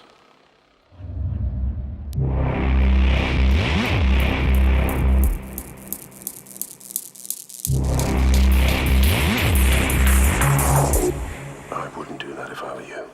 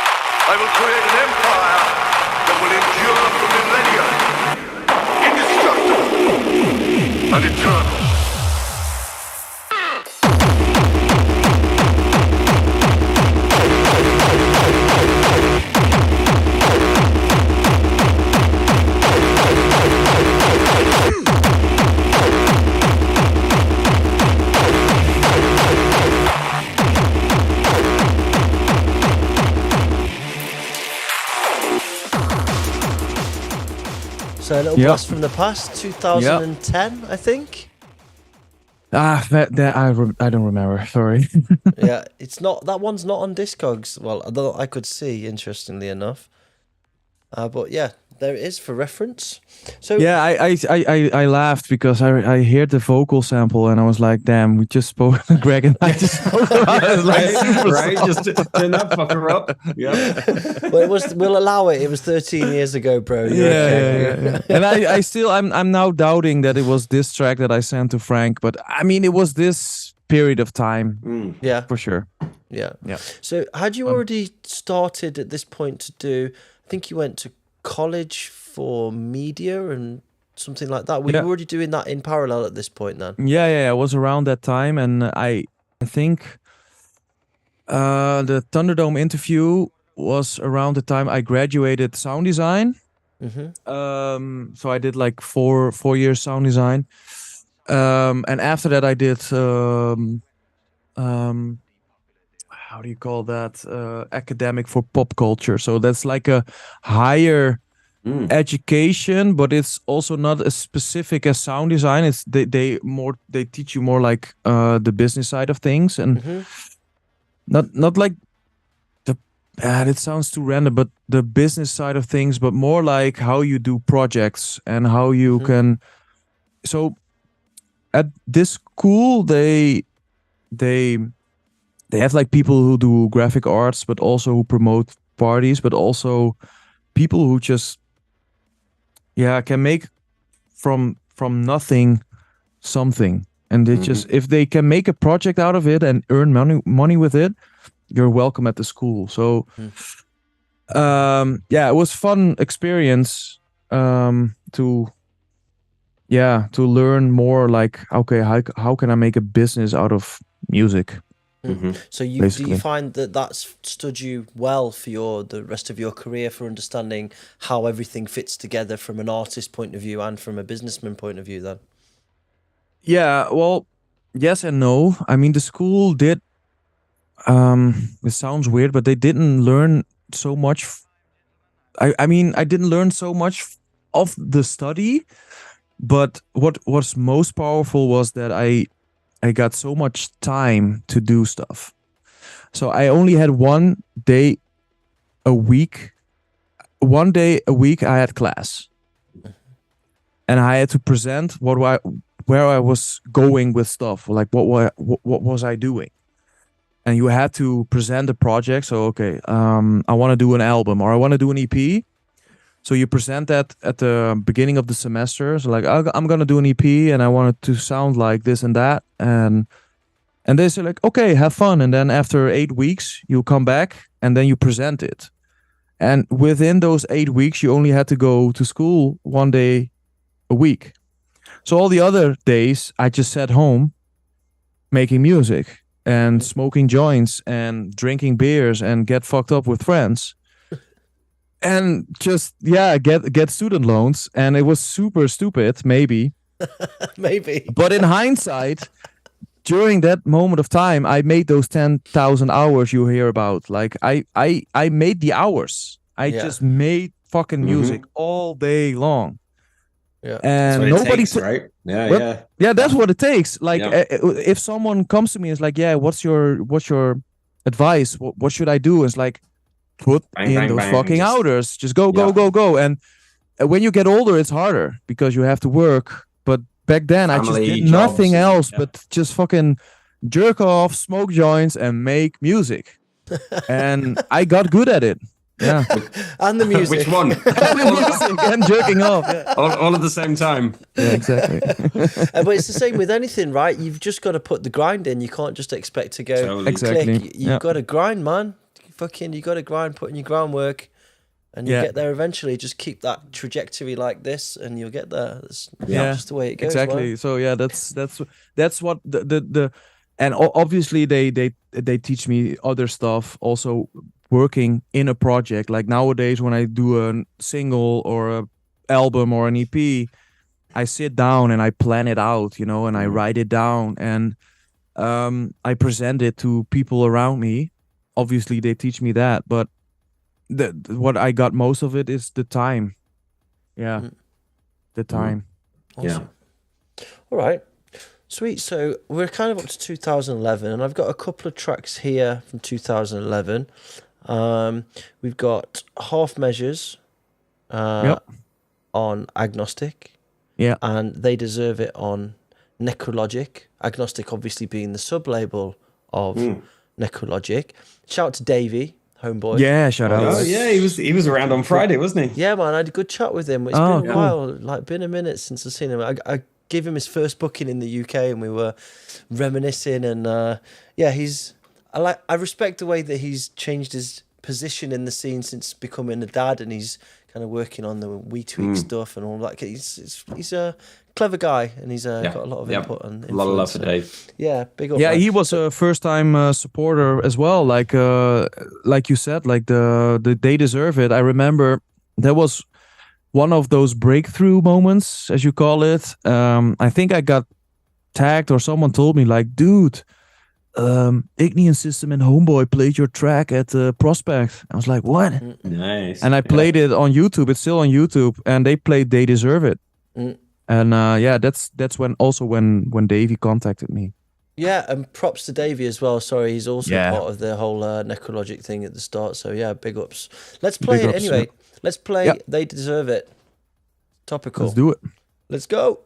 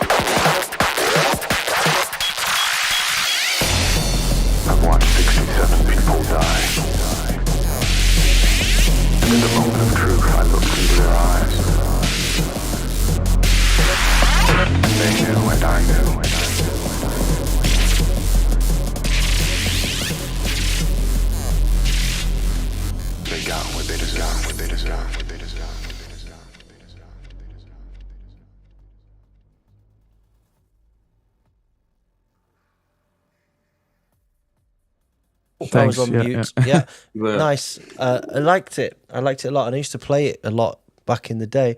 Necrologic was really kind of groundbreaking at that time for this Yeah. crossover industrial crossbreedy kind of UK thing that was happening all at Yeah. that moment in time, and they were really on the cutting edge of that. Like they jumped For right sure, on yeah. it at the right Yeah. time.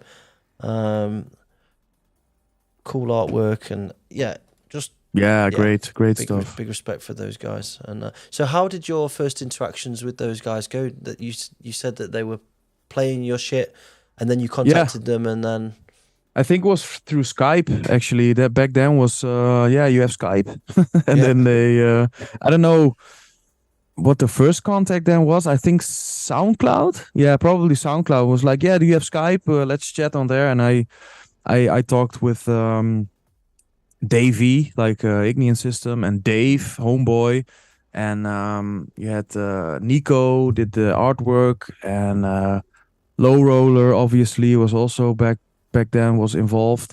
oh yeah, shout to Marcy. And I think that's we talked, and they man, it's a bit blurry. I think I just finished songs, and they were like, you want to do an EP? And I was like, yeah, let's do it. And after a short while, they started the Agnostic sub-label, which was more industrial focused. Yeah. And I was obviously also down for that, so I did that too. So then became I think you get the sorry, my cat's tail. yeah the cat's tail is in focus. Yeah, so you did another one like the same year, but you did one the year after too. You did quite a few releases with the guys. Yeah, so I did the Danger EP, I think. Yeah, yeah. Is that the first one? Oh, that's with all of us. And this one was the first one, right? Yeah, I think this was the first Phil, one. yeah. Half Measures. Yeah. Oh, Half think. Measures was the first. I don't know. They were both the Necrologic. They Deserve It and Half Measures. Yeah, on Half Agnostic, they're Measures both was the in- first one, and I think Yeah. that after that it was the Danger one with all of us and the Woods or something. That was the Woods second came one. out in 2012. Yeah, exactly. So Half Measures was the first one on Agnostic, Yeah. and then I did another one on Agnostic as well. And I think only Epic Failure was the only one on Necrologic. They Deserve It was on Necrologic, wasn't it? No. Failure, This yes. Epic Failure, They Deserve sorry. It. Yeah. Yeah. No worries. Okay, well, we talked about In the Woods, and in the interests of going forward in time, we may as well play it. 2012, The Woods. Yeah, Dither. I love it. Yeah.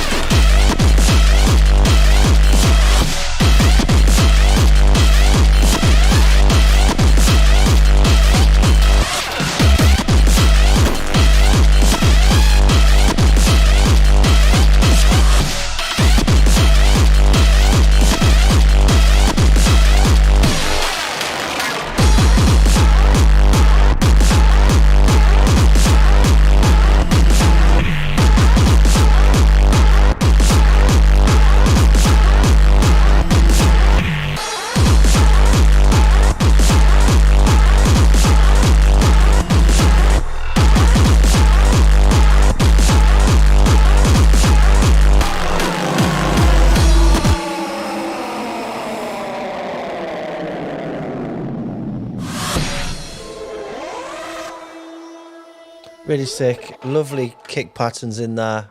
Yeah. Really synonymous with the time, Really. like the Mindustries, Seizure kind of vibe to them. Yeah, I saw it in the chat. Yeah. Yeah, I still love this one actually. This is such a weird pattern in the kick, and the kick is also still fucking punchy as fuck. Yeah. Really nice bottom end to that. Yeah, That kick. It feels nice and warm and big and round, and it's got Yeah, the yeah, punch yeah. to it.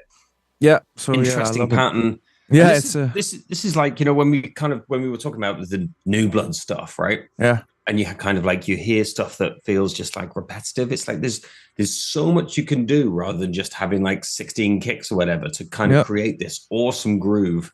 That's what you're shooting for, really. When you find something like that, the kick pattern will just drive it all the way through, won't it? It gives you that real great. It's a great track, man. Really great. Thanks, thank you. Yeah, Very cool. I love it too. Still. Somebody asking in the chat what happened to Seizure. People keep on asking what happened to Seizure. I played with Seizure a few months ago in Berlin, so he's not completely fallen off the radar. Oh yeah. Yeah. I thought he was like I remember talking to him. I don't remember talking to him. No, I remember he was a chef, like in a kitchen always, and didn't he just switch to teaching or something? Anyway, he always did like the DJing as a side job, or at least the last few years.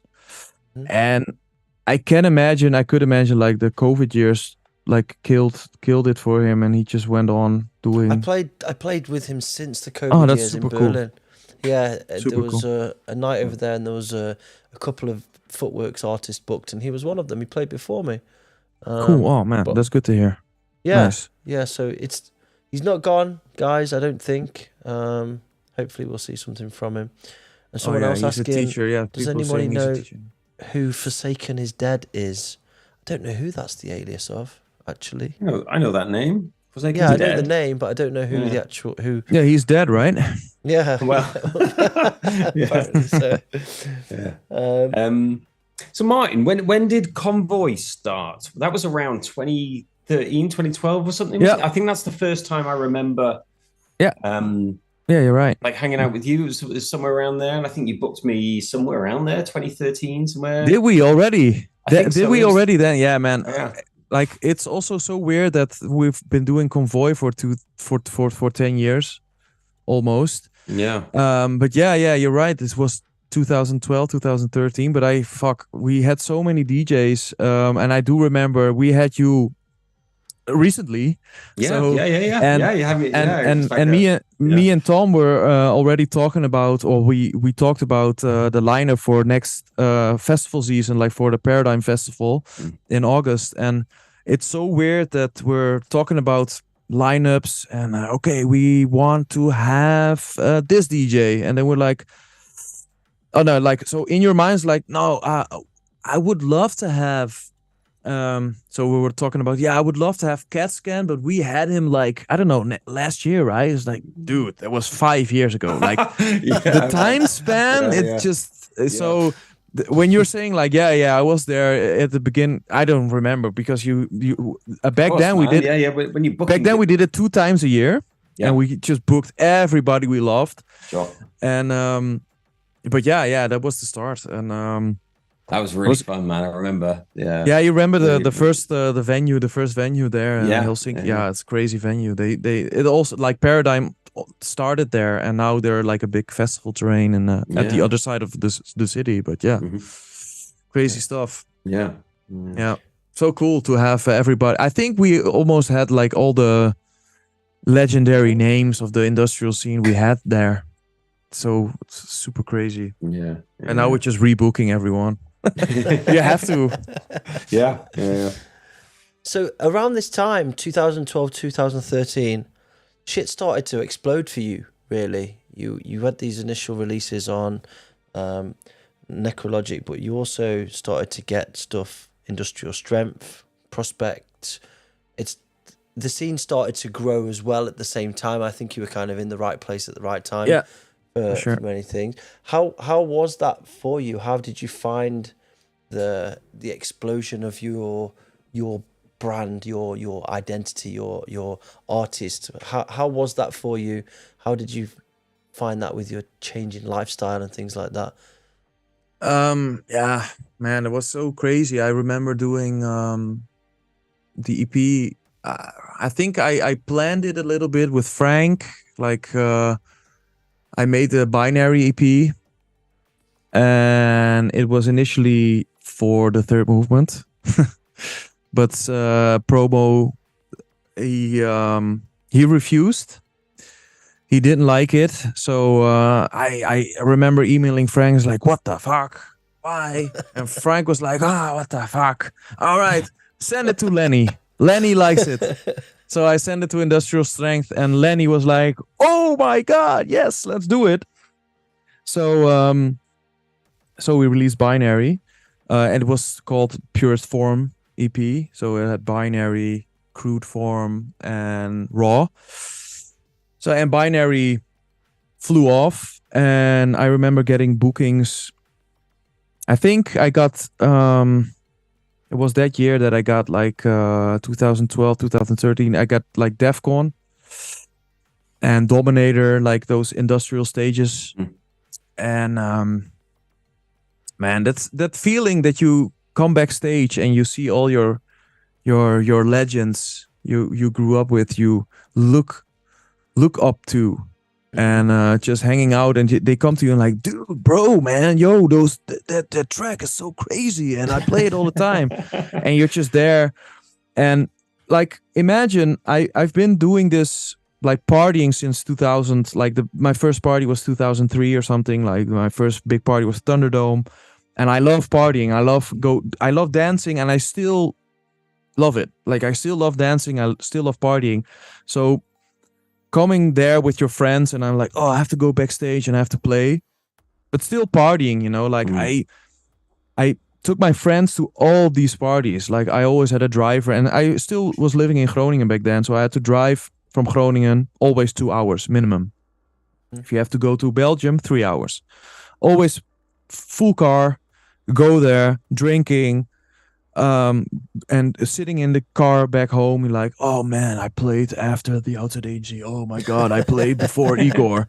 Oh, they said my tracks are awesome. And just sitting in the car, fucking drunk and hyped as fuck, and going to the after party, and just, man, feeling more than alive. That's like a king. That was feeling like a king. That was so crazy to feel that you're finally getting where you wanted to be. Also, like, I obviously wanted to be there.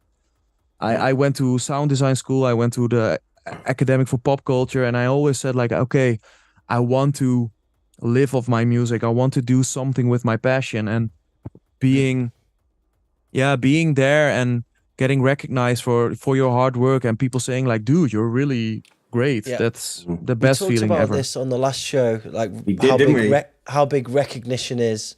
Like, especially from the peers, and you're right, from peers or family or whatever. It's like, people don't realize the graft that each of us put into our own endeavors to get to wherever you want to be. When you actually get there, sometimes it's underwhelming when you get there, but it's the recognition that comes after the fact that is actually the good feeling. It's somebody saying to you, whose opinion you value, hey bro, you did a really fucking good job. That's the bit where you go, oh man, definitely, fucking thank you. Like, it's a beautiful, for sure. Yeah, man, for sure. Yeah, I agree. That the peers saying that you're doing a great job is still to this day, like, when I'm having calls with friends and colleagues, and the people chatting me like, yo man, your new track is great. Like, it makes my day. Yeah, for sure. Yeah. And shout outs to everybody that does appreciate, you know, that makes it very well known when you're speaking to your friends and your families and your loved ones and everybody, that you just kind of like, you appreciate stuff they do. You know what I mean? It goes a long way. You know what I mean? And it's like, don't just expect all that stuff to come naturally.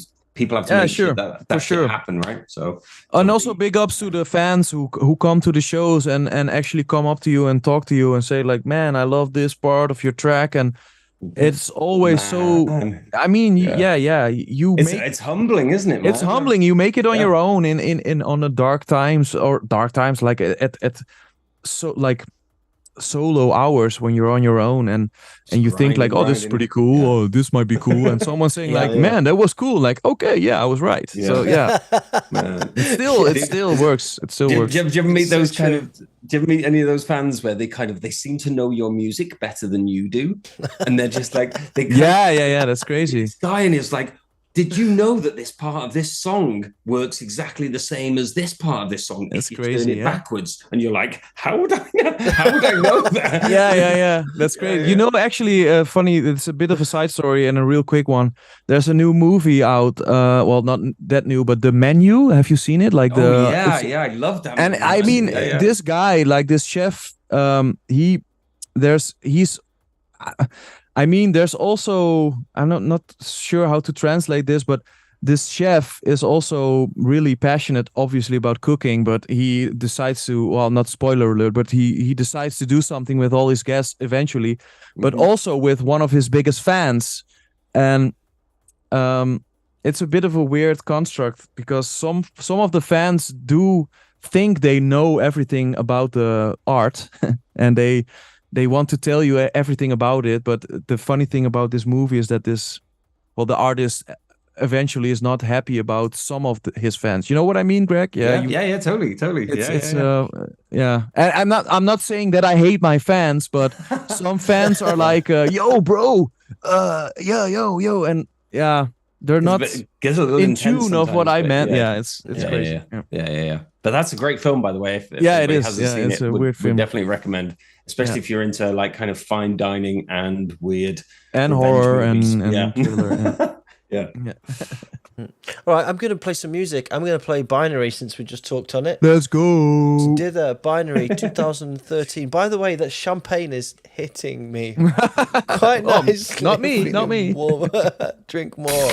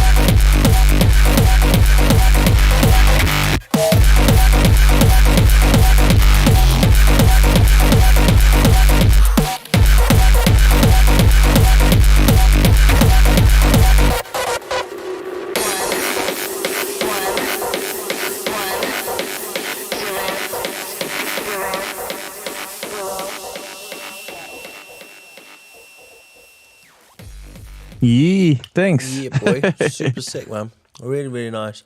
Yeah, still does it. To be honest, still pretty groovy, pretty drivey. Do you not miss making stuff like that anymore? Um, Like having that kind of just like more kind of dirty groove. I don't miss making. No, well, no. I think I played the game. Yeah, Like that particular sound. I played it. I do miss, like, I really enjoy going to techno parties at the moment, like techno raves, and I do enjoy making that as well at the moment. So I'm actually doing that right now. I'm techno's getting faster, right? yeah, it is. Wow. It's like a hard techno stuff, and I do prefer a little bit more groovy underground techno stuff, and I do that as a hobby now. So nice. But so yeah and no. I don't miss making binary because I did that. Yeah, of course, yeah.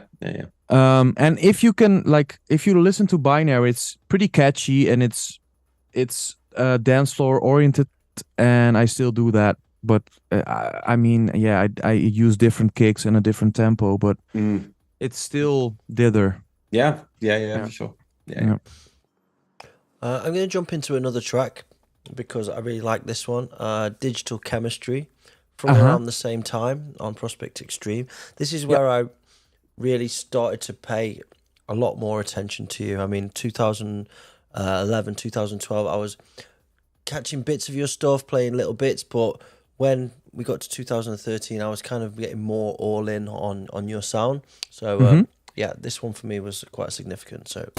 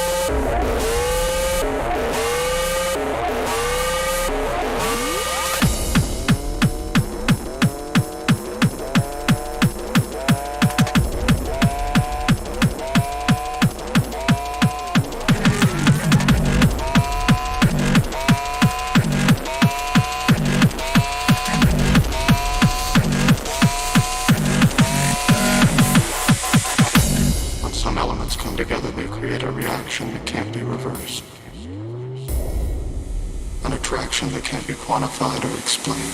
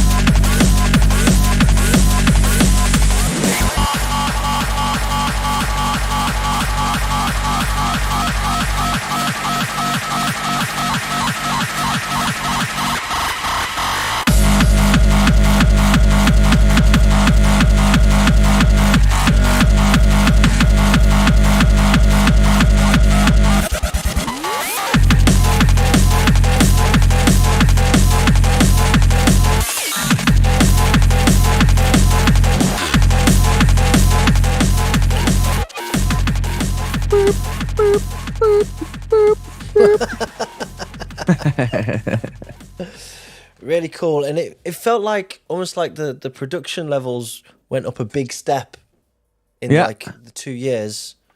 What changed? What did you learn? What was the that's a good question. I don't know. I think once you get it, you get it. No. But after a while, like, you get smarter at some stuff, and I think, like, at this period, I still didn't get it exactly, but I did learn myself to, like, okay, maybe save a preset. You know, like, this sounded pretty cool. Use it again, and the beginning of, like, when you start making music, you maybe like, I want to be original in every track, and you try something new every time. And I think after Binary, I just started rehashing, like, not reuse. You get smarter, don't you? You get smarter and you get more efficient. Yeah. And there's nothing wrong with reusing certain sounds, because at the end that makes you. You know what I mean? Like, it's some sort sound, of like, I remember, like, if you go back and listen to some tracks from Noise Suppressor or Anger Fist, they have this super certain, like, a signature reverse crash sound. Yeah, it sounds super random, but they use it in every track, and that makes them so Anger Fist and so Noise Suppressor. And I think I got that around that time, so I started using the same massive preset for my screeches, and I started to use the same back then I used the same chain for my kicks. And that's why, and then you get better at that chain.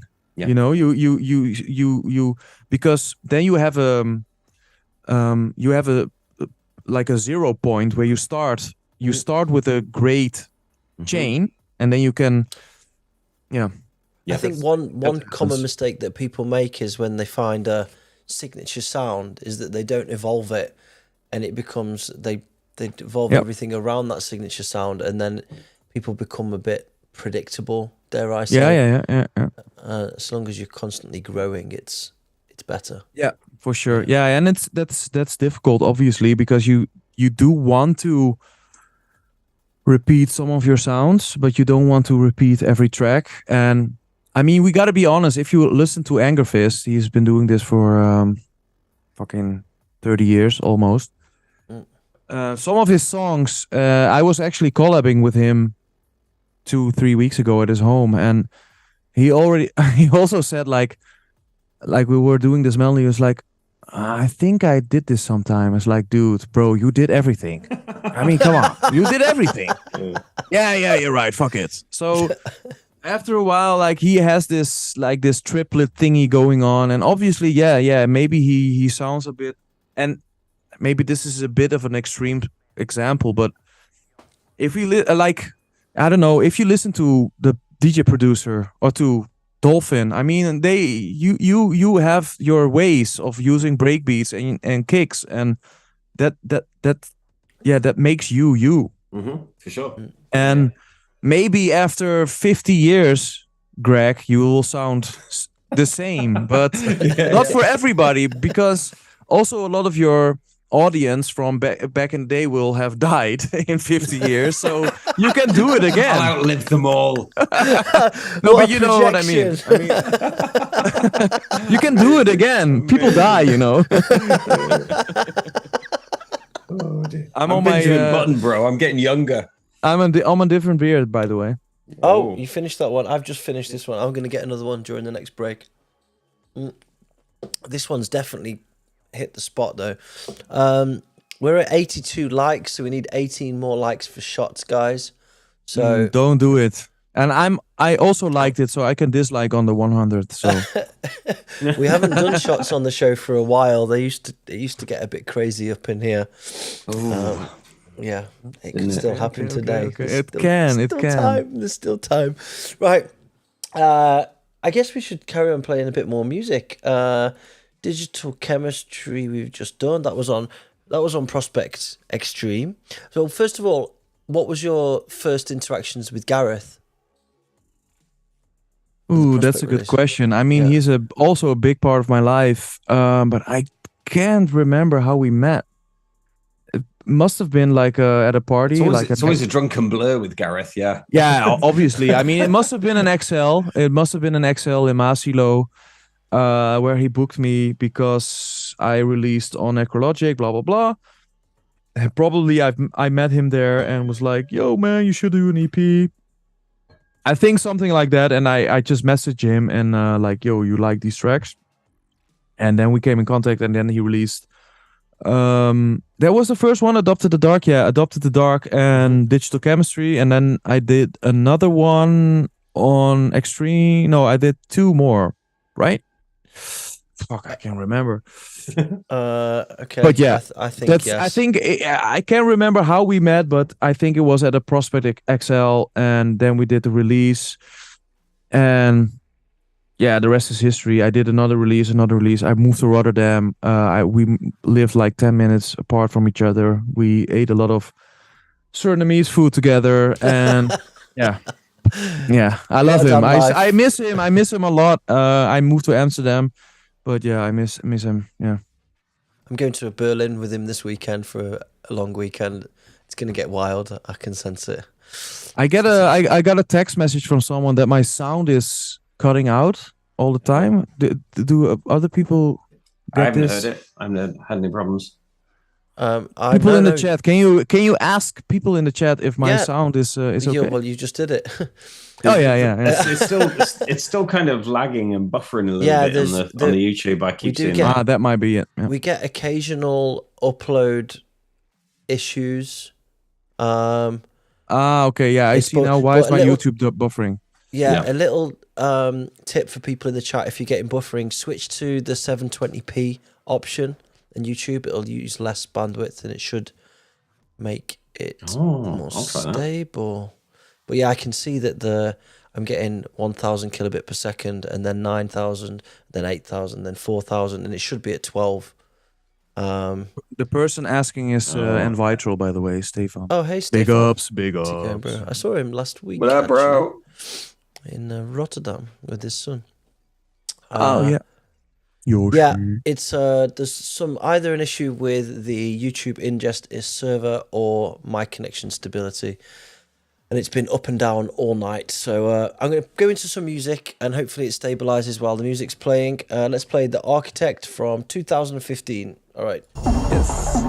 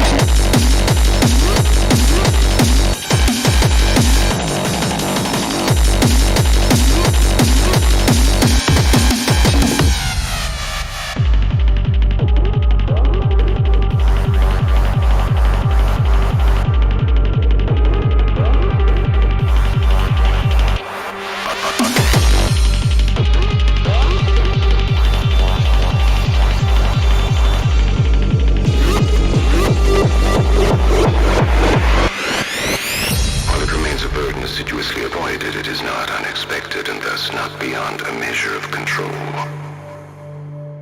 A harmony of mathematical precision.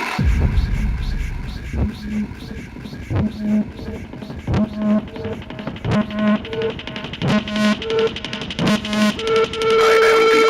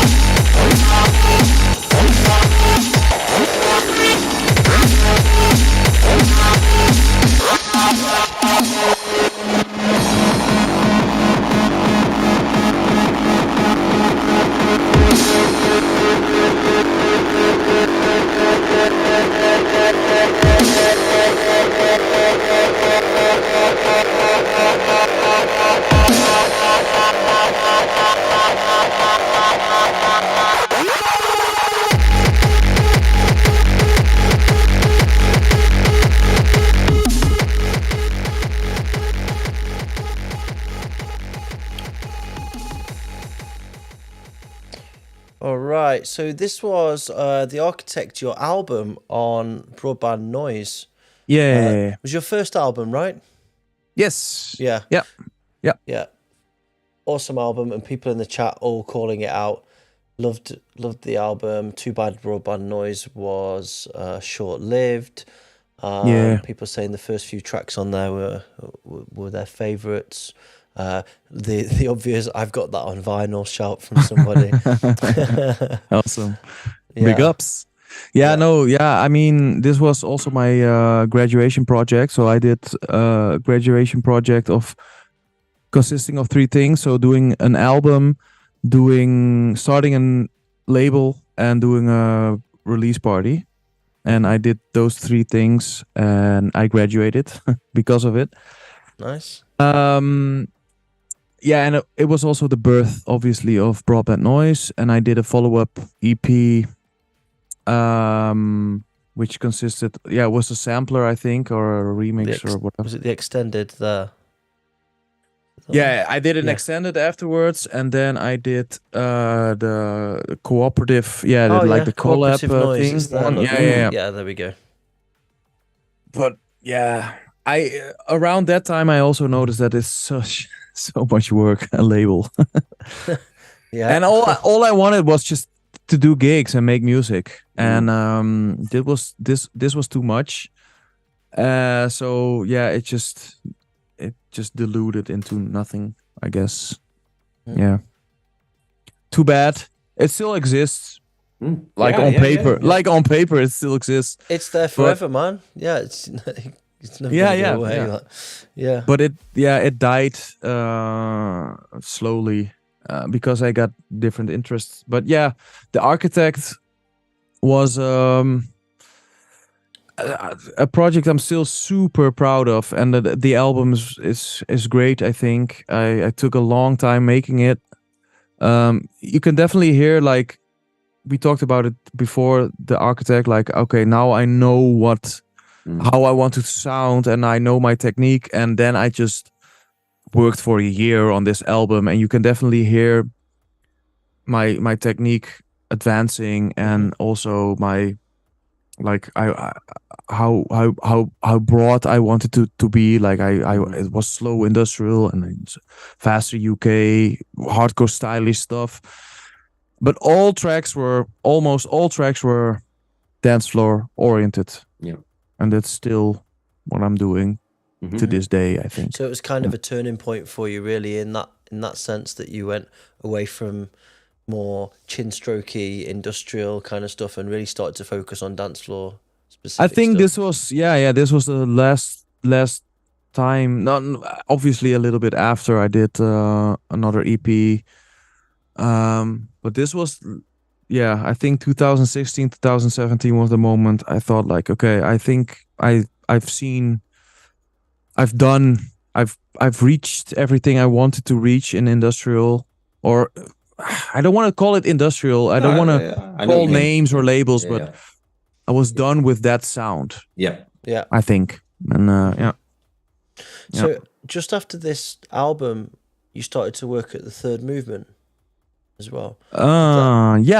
I think also they I started working there, and a little bit before that they asked me to join there as well as an artist, as a releasing artist.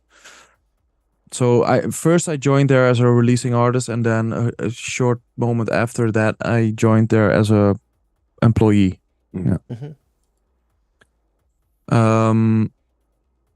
I don't remember. I think so the architect was the album. I'm not sure what came after that. I think I did a Prospect Extreme release you did the Heresy Seclusion release, right? And I did an Extreme release, cameras, which was a big track. And I did Bang on Big Bang. Prospect. Big Bang was on Third Movement, but I did Bang on Prospect. Yeah, and you can already hear like I went a little bit more to the main industrial. That was when people were calling main exactly. industrial. Main industrial. Yeah. Stefan and Vitral went a little. Obviously, went before me with his main industrial stuff, and that really inspired me. And I think around that moment of time, I also decided like, okay, I want to go. I want my music to go into that direction. And then I did the Big Bang EP with Total Chaos on the Third Movement, and around like after that time I also joined the Third Movement as an employee. Okay, I'd like to play Fuck Off With Your Cameras because it was one of my favorite tunes of yours, but it was very clear that you'd shifted in a certain direction, and it was kind of, like we say, main industrial, right? But it was the structure is I know what you mean. It was significantly different, and it would change. So I'd like to play it just as an observational piece, and then we can move on to the next section. Here we go. This is Dither, Fuck Off With Your Cameras.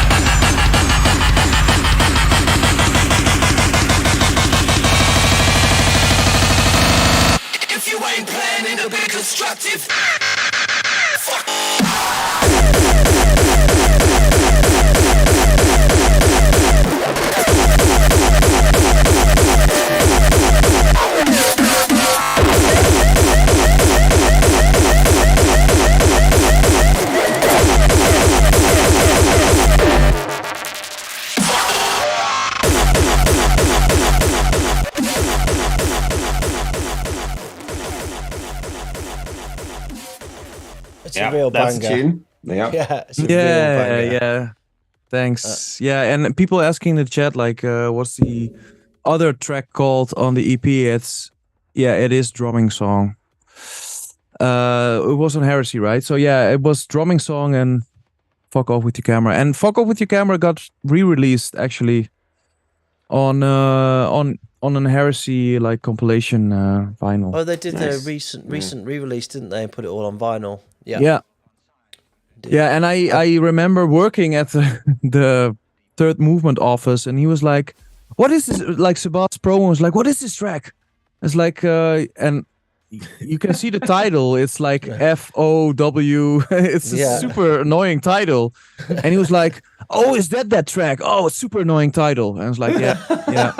I should have put it just camera or something, but people are like, I was, It's nice. I really like the way that the sample doesn't have a kind of like clean loop in a groove or anything. It kind of like sits outside.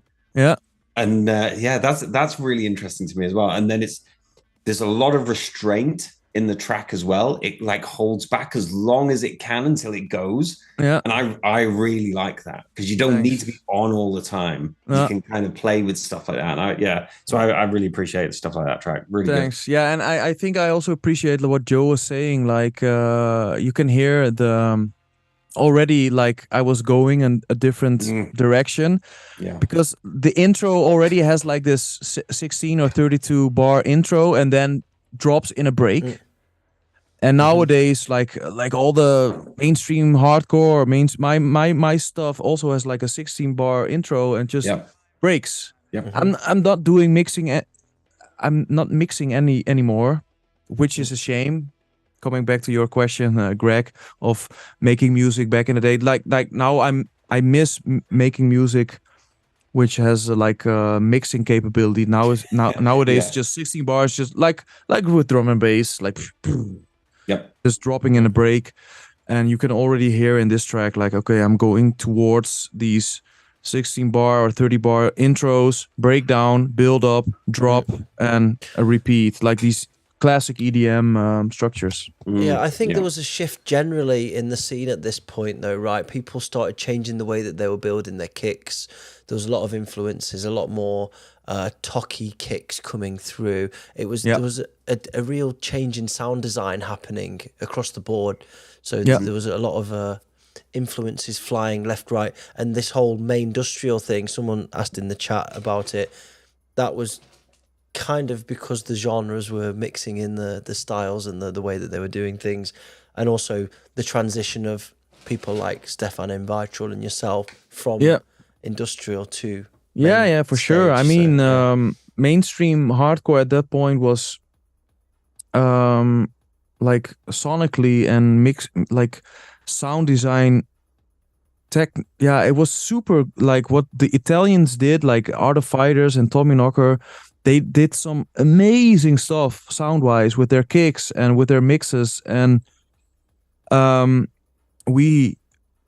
say we, but like the industrial scene focused so much on the distortion and the drum and bassy parts, and there was so much interesting stuff going on in the main scene, like with the kicks and stuff.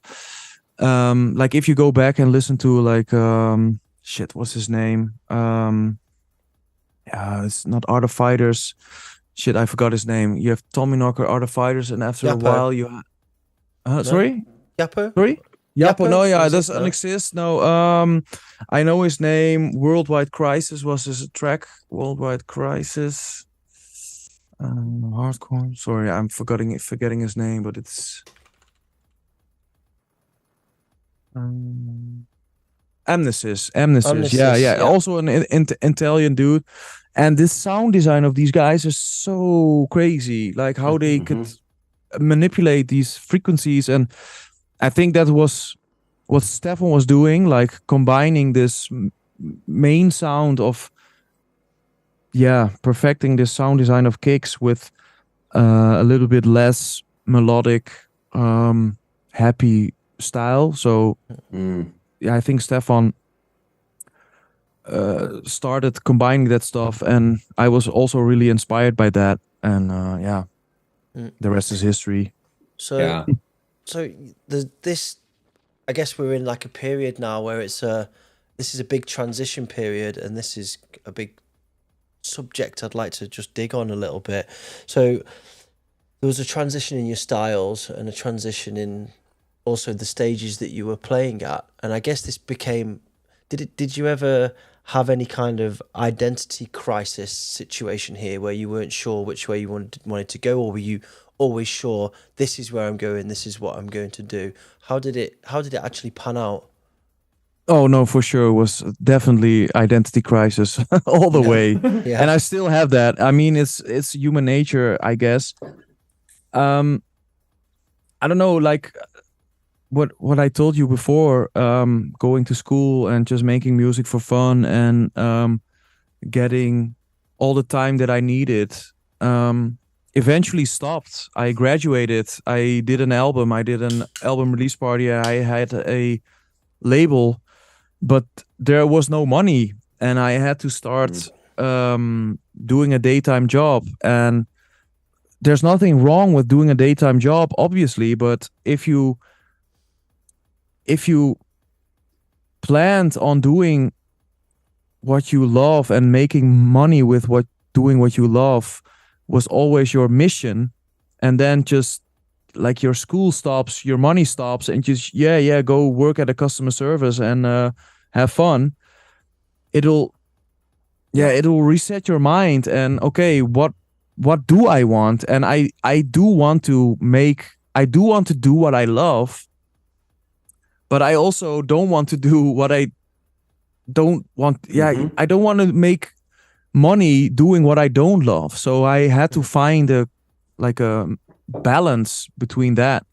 So that's where I started having these identity crises, I think. And obviously I saw guys like Envitral, and also getting in contact with other people at parties. Like I got in contact with Remco Triax, who's now like producer of Warface, and he loved my binary sound. He's like, yo man, we should work together. And at that point, Triax released a track with Envitral, and he did a massive hardcore release, and I listened to it and I was like, damn, this is super fun mainstream sound, but also difficult and hard. And I saw these guys making success, and if you see like peers getting success at what they're doing, at what they're great at, and you look at yourself like, yeah, but I can do this myself. Like I can sit here and do I don't know, a different job, like working at a customer service, because that's what I did, like calling or getting called by people like, yeah, my washing machine is not working, and getting home and people listening to your music like, yo dude, you're really good at making music, you should do this.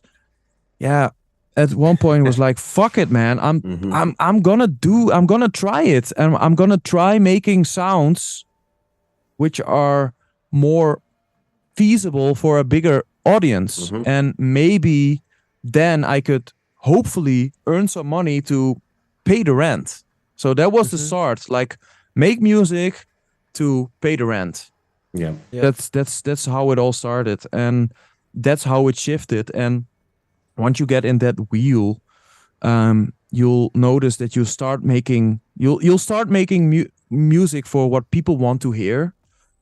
And obviously that's dangerous line. You don't want to make music what people want to hear, so you have to combine it with what you want to make. So that's always a struggle, and still part of an identity crisis. Like I can be honest with that.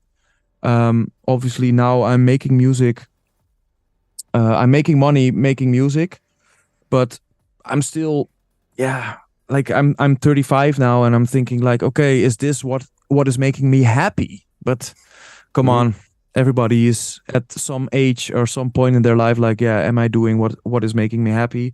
Sure. Yeah. And it's all working out compromises and stuff, isn't it? It's like there's all these different balances you've got to kind of consider. It's like, what, like you say, what is making me happy? What's making me money? You know, what's going to provide for my future? What's good, you know, and you have to balance all these things up, don't you? And in the end, I went to school making an effort to learn something. And what I always wanted 20 years ago, 10 years ago, and I always told my mother, like, yeah, I want to make money, or I want to live off my music, not make money. That sounds dirty, but I want to, sorry. I want to live, you know? And once you get past 25, you have to provide for yourself. And I mean, people will shout to me or whatever, like, yeah, they're doing it for the money. Yes, I'm working for my money. I need to pay my rent. I need to have a car and I need to go on holiday. It's not that I'm driving in a Ferrari, or like, I'm living off my music, and that's always been my goal. And I had to make some adjustments. I think part of the problem here, as well as the identity crisis, but I think it's something that fuels the identity crisis, is other people's projection of themselves to what you do. So because they're in love with what you do, they feel betrayed because you're now doing something that they don't like so much. And so they feel like they own you. In their world, you're a part of their world that they own and love. And they don't live your life, and they don't come from your culture or your background, and they probably didn't make a decision to go into music as their career path, so they have another job, so they can't understand the different constraints and things that you have to think about. And again, they don't own you. You can do what the fuck you want with your art. And I think that's one of the main problems. The struggle is trying to please everybody, as well as keeping your own ethics in check. So it's also almost an impossible task, right? It is impossible. And to like continue on that, it's almost funny, because it's a philosophy. Yeah, it's also an age thing. Like at a certain age, people will always think the music when they grew up is better. Like there is like a border. Like when you're like 23, 25, 26, you'll just stop innovating. Like, I'm generally speaking, like you'll stop innovating. You'll just think about, okay, but back in the days, it's better. I think there's research about that people think at the age of 25, like, okay, no, music at the age of 19 was way better. And this happens in all generations. And I can tell you, even in the up-tempo scene, the all-hated up-tempo scene, which is, listen to me, is almost 10 years old. People in the up-tempo scene are asking for early up-tempo. I saw someone playing early People up-tempo. are Like, asking, and Vitro are asking me, like, please play your stuff from 2019. They're just generations of haters. And it's so crazy. So there's always a new scene, like, oh man, I love your new stuff. I love your stuff. And then there's a new, like, there's a generation of people that like my 2016, 2019 stuff, and they hate my 2022 stuff. You can't please everyone, right? You can't please. And that's so. But you're right. It's so much of what we do is generational, right? And it comes it's cyclical. It comes back round and stuff like that. Yeah, for sure. I met the CrowdX guys. You know, the hard styling guys. Broad style, whatever. And they were like, how old are you? And I was like, I'm pretty old. They were like, we could tell you're old because you play all the old hip hop samples in your tunes. and I was like, I do, bro. They're timeless. How dare you? It really made me think, because I don't really use any kind of like modern hip hop samples or kind of anybody that kind of sounds very modern, or kind of, you know, whatever. Little Uzi Vert or fucking Travis Scott or any, you know, like, I don't use hip hop samples that sound like that. They sound like they're from the 90s. You know what I mean? It's that generational thing of kind of like, this is my style, this is my kind of jam. You know what I mean? And then the new kids have got this kind of newer kind of jam. And it's the same with up tempo and newer up tempo. And whatever's going to come next. And this is and go around in circles. in the end, I mean, also there's a great episode from South Park, like getting old. Like I don't know if you remember that, but Stan is getting like 10 years old, and every music he listens to sounds like shit. And his father, like Randy, is starting to listen to it, and if he listens to it on headphones, everything sounds like farts, but he really tries to. And no, I love this, and everything in his life, like it's a euphemism. Like everything sounds like shit. Yeah. Yes, if you get older, everything's starting to sound like shit. And I mean, I'm having a hard time, obviously adjusting because I'm also getting older and I'm doing a young man's game.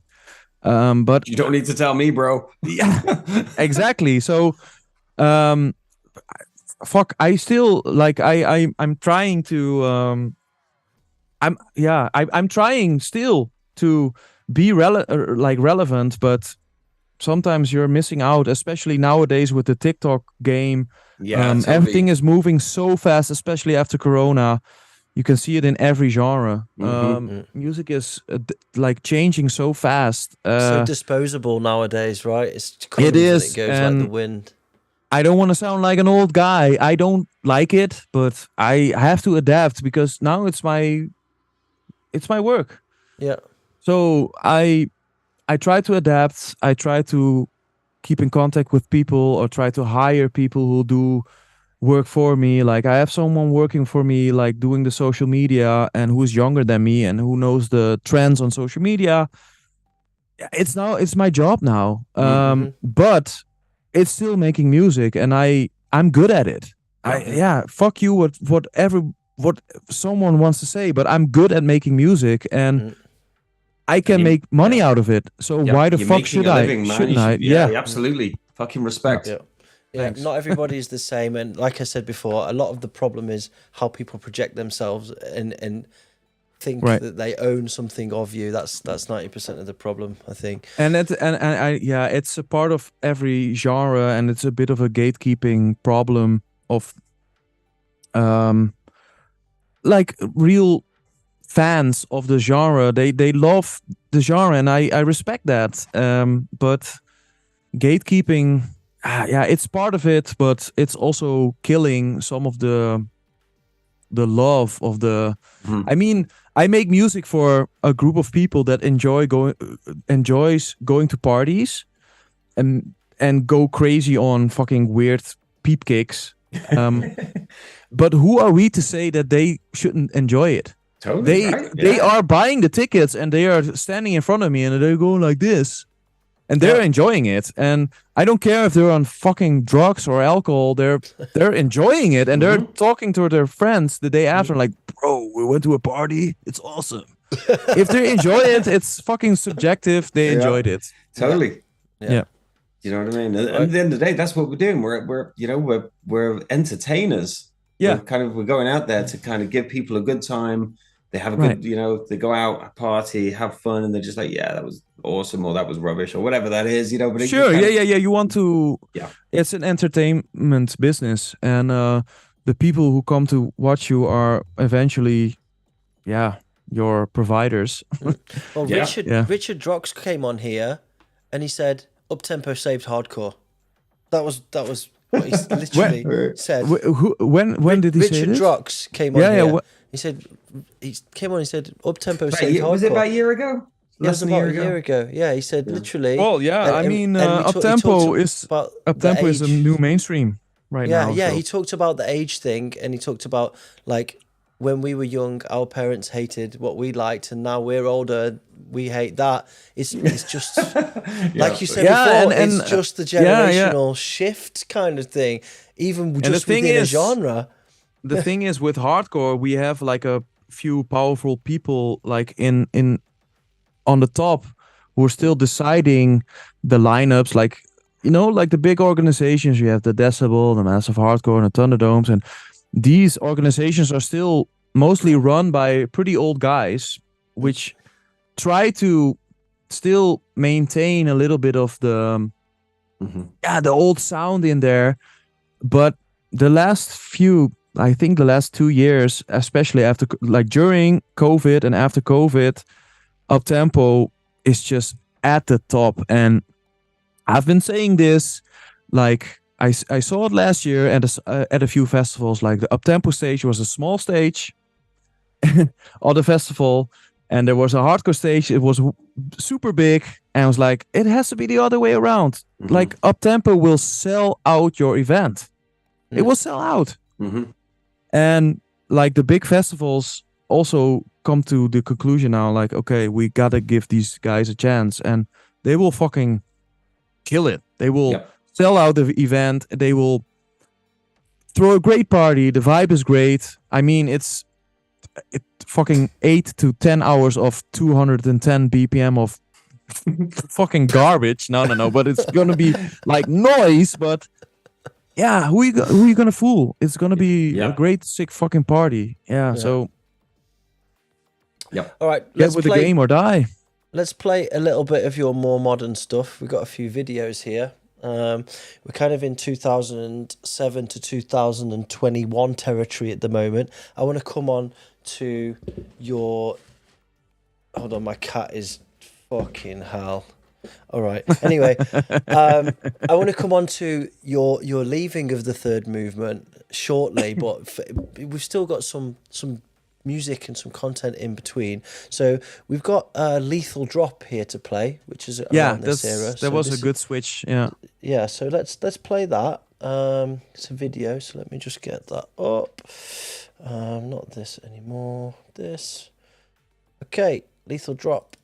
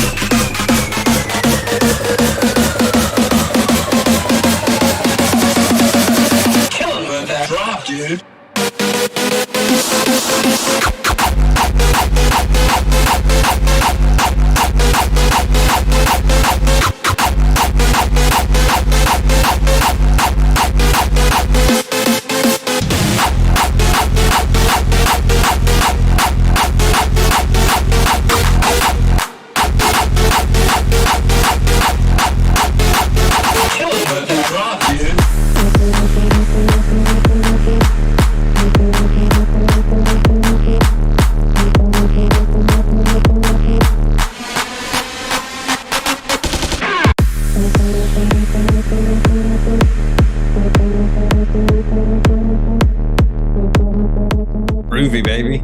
Groovy. And you start to see the let's call it EDM influences coming back into your music again now, right? So the more big like dancehall sounding, commercial sounding, non-hardcore sounds coming into hardcore along a more polished sound. And let's not forget as well, this is only 2 years after Fuck Off With Your Cameras, right? So a big jump and change in production. Yeah, for sure. This was also like the time I was living in Rotterdam, and this was a bit of the time I was like, I don't know what I should do. this was this was released on Barong Family, and two of my best friends who also were going to college where I was going were releasing on this label and touring the whole world, like doing. I was always interested, like, where did that connection with Barong Family come from? Exactly. Yeah, it was Sesko, Daniel's one of my good friends, and Mike Savello. Also, I met them at school, like at the academy for pop culture. Okay. Yeah. And they made the decision to go EDM, and like I've been doing it for 10 years, and they started 2 years, and they were touring the world, and that was also for me a bit sour, like. Right. Yeah. So there was also motivation, like, and also speaking with them, obviously, because they always looked up to me, like, bro, you're such a good producer. Oh my God, what are you doing now? Holy shit. So talking to them, and they said, like, you can do this, man. You can do, you should do this. And so they all also kickstarted me, obviously. And after a while, Mike asked me for a remix of a Yellow Claw song with him. Of a song from him on Barong Family, and I remixed it. And then Yellow Claw asked me for a remix of one of their songs, and then they asked me to do an EP. So then Hardcore Rave EP started. Yeah. And there was also at the time, the EDM scene really wanted to go hard. Like, they wanted to go hard style. They wanted to go hardcore. Yep. And yeah, that was a great moment for me to show what real hardcore was. Like, I can show you what good kicks are. Yeah. And they loved it, and they ate it. And I think when I released this EP, I got a lot of response also from like the hardstyle scene and also the hardcore scene. Like, even Danny Angerfist, I remember him talking to me at Dominator 2018, like, dude, your new EP on Barong Family, what the fuck, so original. A lot of people really thought, like, also in the industrial, like Garrett was like, oh man, this is fresh, like it's not EDM-y, it's not, it was all in between. And I think I nailed that part. That's a really, really nice place to be, isn't it? Where you're getting kind of respect from different genres and different circles and stuff. And everyone's kind of tipping their hat going, that's good, man. That's really good. It's for truly sure. eclectic, right? When everybody digs it, then you've hit the spot with what you're trying to achieve. Better than everybody hating it. It can also happen. So then I went with that a little bit more, and then I was deciding, like, should I do more like EDM parties and EDM gigs? Because I also got a lot of EDM gigs out of it. Like, I played the Barong Family stage on an EDC in Mexico. Did you and really? It was crazy, man. Like, the crowd there, I've never seen such a sick crowd, and the people were so sick. So I was like, oh, maybe I should do EDM, but as an hardcore DJ. For sure. But, I mean, those crowds are insane. They Once are you get insane. Over to the US crowds and stuff. Sure, that's on but a whole different level, isn't it? But I also noticed quite soon that the EDM scene, we're calling it EDM, but like the American scene, it's hard to pinpoint. But the EDM scene is also the scene that will move the fastest through all the genres. So back then, when I started doing the hardstyle, even at one point, like Hardwell was doing hardstyle, and at the big stage like Tomorrowland, they booked Koon, and it was like all like gang 160 plus stuff on main stage, even on Tomorrowland. But after 1 year or 2 years, it was done. And now it's, if you look at the EDM stage now, it's all techno. It's all house. It's all tech house. Techno now. So they're gone. Like, even Diplo plays tech house sets. It's gone. They don't play trap anymore. It's just tech house. So I was then like, okay, I should just stay in my in my comfort zone, which is will always be hardcore. And I'll call it hardcore. Industrial is hardcore, but also uptempo. It's hardcore. People, that's the same. The fans for me, are man. hardcore. Like, Okay, so there's a few people in the chat that are not sure what Barong is. Could you explain? quickly. Oh yeah, so that Barong Family is a label from Yellow Claw. Yeah, Yellow Amsterdam Claw is based, an isn't it? EDM. Yeah, Sorry. it's based out of Amsterdam, isn't it? Yellow Claw. Yeah, it's an Amsterdam label from Yellow Claw, and it's a bit of an experimental EDM label. They started, I think, in 2016 or something, 2015, with trap, poppy trap stuff. They did like collabs with the Opposites, like a rap group from the Netherlands, and that's how they get big. It was pretty I don't know experimental, still poppy, but yeah, that's how I could call it. Barong Family, look it up. Yeah. Google it. Barong it's Family label. very much on that kind of EDM edge of like kind of doing all the stuff that the Americans do, you know, that kind of like trappy, but then slightly, freaky, slightly yeah, poppy, but they're freaky. They could freak, and now they're actually still active and they're releasing hardcore stuff. They actually released a Yoshiko record, which is like a female producer, a DJ from the Netherlands. And also the label manager, Ricky STIK. I did a collab with him as well. It's like they're still into the hardcore hardstyle stuff. So yeah, it's definitely fun to check out. I think it's is Mouth of Madness doing something with them at the moment? Sorry, who? I think Mouth of Madness. Oh yeah, that could be. I think there's something coming or something they've just done that's for sure. His vocals. Check it out. Barong Family is cool. Yeah. So this was kind of we touched on it before, that the identity crisis and not being sure which way you were going, etc. There was a few difficult years here, right? And you were putting out releases with the Third Movement, and they weren't being very well received by the die-hard Third Movement fan base. And that's correct, first of all, right? I'm just making sure that we touched a little bit on this subject. Obviously people noticed my change. I think I changed. And so did that eventually lead to you leaving the Third Movement then? Is that how because when Promo came on, he said that it was difficult for you to be putting out music for people that didn't appreciate it like they should. So he felt like it was one of the reasons.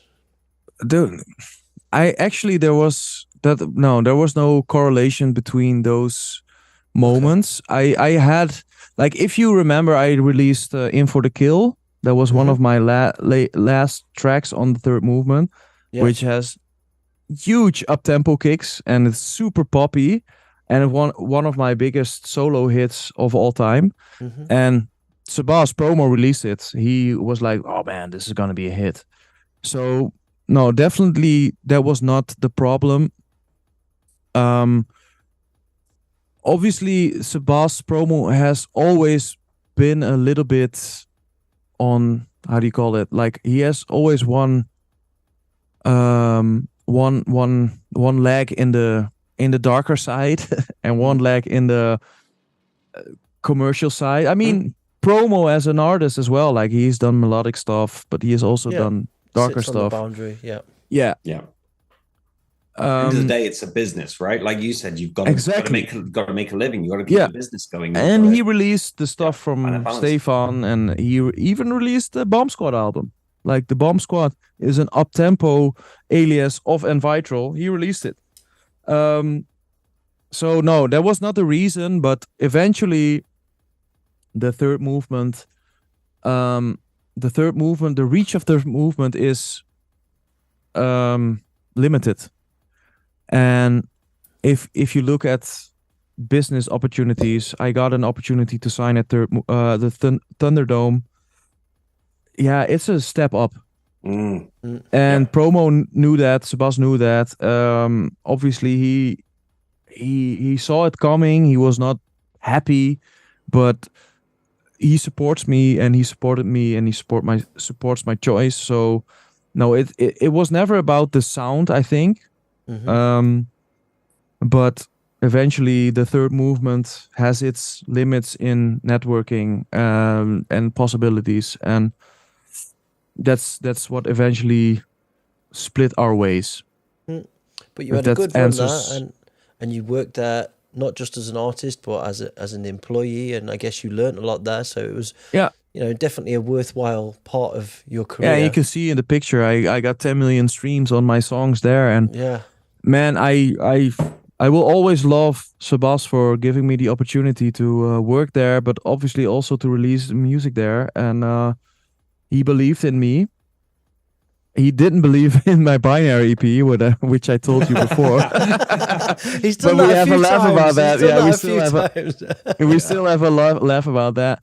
No, but he definitely, yeah. I mean, I did In for the Kill, and I also did another. He let me. I did a remix of his Serious Damage one, and I got a lot of hate on a lot of tracks. And Sebas was like, "Fuck them." Yeah, He was like, "Fuck them." Sebas got a lot of hate back then. Don't forget that when he started his third movement in 2000, people hated him, and he just fucking did it. So. yeah. And obviously he hates up-tempo, but he's old. Everybody who's old hates up-tempo. He's not stupid. I mean, he just doesn't enjoy it, but it's also a business, and he knows that there are people who enjoy it, and the people who enjoy it are also people who need to enjoy music. So there's a balance between this. It's not black and white. For sure. Yeah, nothing ever is, right? It's Right. There's always all the shades of grey in the middle and stuff. Exactly. And he can, and Sebas hears quality. I mean, Yep. he releases the Bomb Squad album, and it's not that he enjoys it like thoroughly and he would play it, but he can definitely hear like, oh man, yeah, Stefan really tries his best, and Yeah. he could hear that I tried my best in making a tune that sounds right and also appeals to the younger audience. Yeah, absolutely. That's Sebas also a is quality, you know? one of the cornerstones to the scene. Absolutely. Yeah. Big up, Seb. Big up. Yeah, big ups for sure, Yeah. man. Big Much love. All right, so we're kind of, in terms of timeline, we're coming towards more modern day stuff. Oh. Oh, No. I'm Well, kidding. it's- I it's love what it. is. I love it. So man. we're 2021. You've just leaving third movement. The first thing you drop is Rave Machine, right? Is that right? Is that similar Yeah, time? that's my first record on Thunderdome. Yeah. Okay, well, that's topical. Let's play it. Let's get rid of this.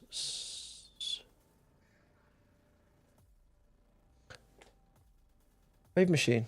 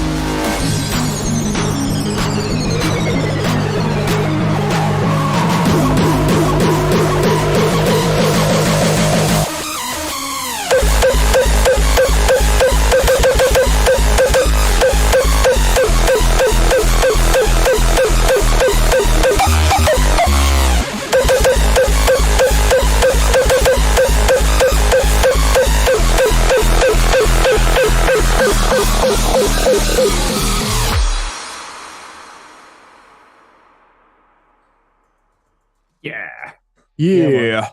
Yeah. Nice big selection of kicks to touch Yeah, on many I think- different tastes. No. I think I chose this song as well because it has a lot of like different elements to it. Like the Yeah, there's a lot of mid part variation in has there. a little bit more of the industrial techno-y vibes, and also I drop with a melodic drop, which to add like to my whole story of making money with it and whatever.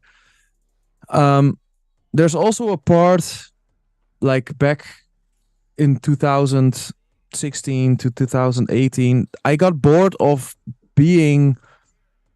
making difficult music, like being weird, like making fucking modular sounds. And I just I grew up with listening to pop music. I grew up listening to trance, and I love vocals. I love female vocals. I love chords. I love melodies, and I've always been jealous of listening to tunes also like of Yellow Claw, of Barong Family, like, oh man, this touches my soul, you know, like I get goosebumps of this melody and of these vocals. And this also has been a dream of me, like, okay, I want to make music. I want to make music. I want to make musically correct stuff, and not to hate on dissonant stuff and industrial. I love that, but as a producer who doesn't know music theory, I love exploring the musicality of music and make a melody which a girl or a female can sing over, and just that's always been a dream, and I can do that. And yeah, I'm really proud of this song, but also of other songs. I didn't send these to you, Joe, but there's also a lot of other tracks I did with Deadly Guns, and yeah, I mean, I'm super proud of those songs that have a lot of music going on, and yes, they have peep kicks, but yes, they're also very musical and very catchy, and they give people tears in their eyes. So yeah, I think also one of the things it's also a dream to do.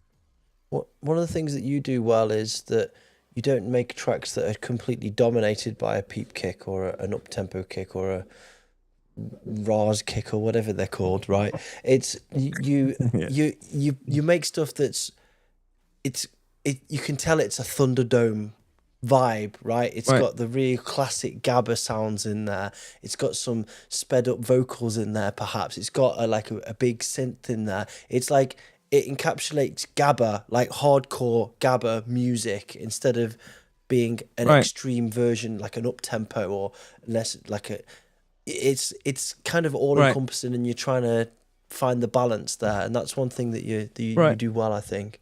Thanks. Yeah. I learned that peep kicks at one point in time were popular, and you needed peep kicks in your track. So I was like, well, all right, I'll do a peep kick. And you just put. And then I was there, like, though, and after a while, I was like, okay, I actually I like these kicks, and how do you make these? And it's pretty not hard. No, yeah, I mean, just it's interesting. Like, okay, how does it work, and how can I refine it? And after a few tracks, you're like, okay, I want these kicks in my tracks because they're awesome, and if you play them in front of a crowd, people go crazy. So yeah, it's not like a process like I'm sitting behind my computer. Oh, peep kicks, this is the thing. I'll do this. Oh yeah, money, and I'll just rain money on me. No, it's a process. Like, oh, peep kicks, fuck, ugly. Oh, maybe I like them, and these are months, or like weeks, months between them, and and I try, like you said, like I hear interesting things from up-tempo DJs or up-tempo producers at the moment, and you just you get inspired. Like that's how we as an artist work, right, Greg or Joe? Totally. Like you hear something like, oh man, this is super interesting, let's try it. And obviously it has a plus point if it's popular, but I'm always down. I don't only listen to up-tempo artists. I still listen to fucking Vision Radio every week. Likewise, Going to the gym, like like I get inspired by that. I go to techno raves every weekend, here in Amsterdam to get inspired by techno. But also the up-tempo has a lot of inspiring stuff going on. People go crazy on that stuff. Let's fucking go. Greg and I are always sending each other tracks, and they're rarely hardcore, right? Yeah, exactly. Yeah. All right. Well, that kind of brings us up to current day. Then, is there anything else that you wanted to play from what you sent me? I'm just trying to see here what we didn't play yet. I think we've got "Be With You."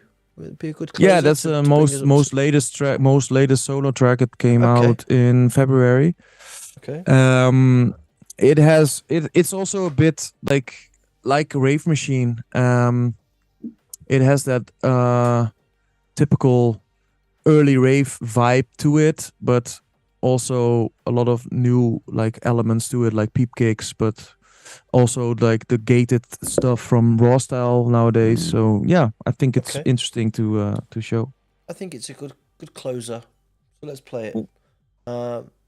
Let me just make sure I got the right one. Be With You, Dither, Be With You. Yep, let's go. The world is full of fighting, ignorance and greed. But right here on the dance floor, the rhythm's all you need.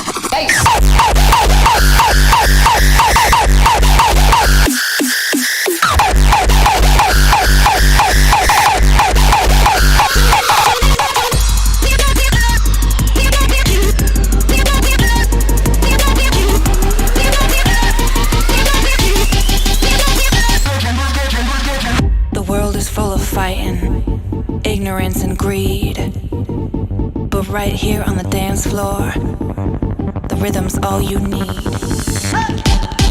Wanna be with you, can't you see? I wanna be heavenly with you.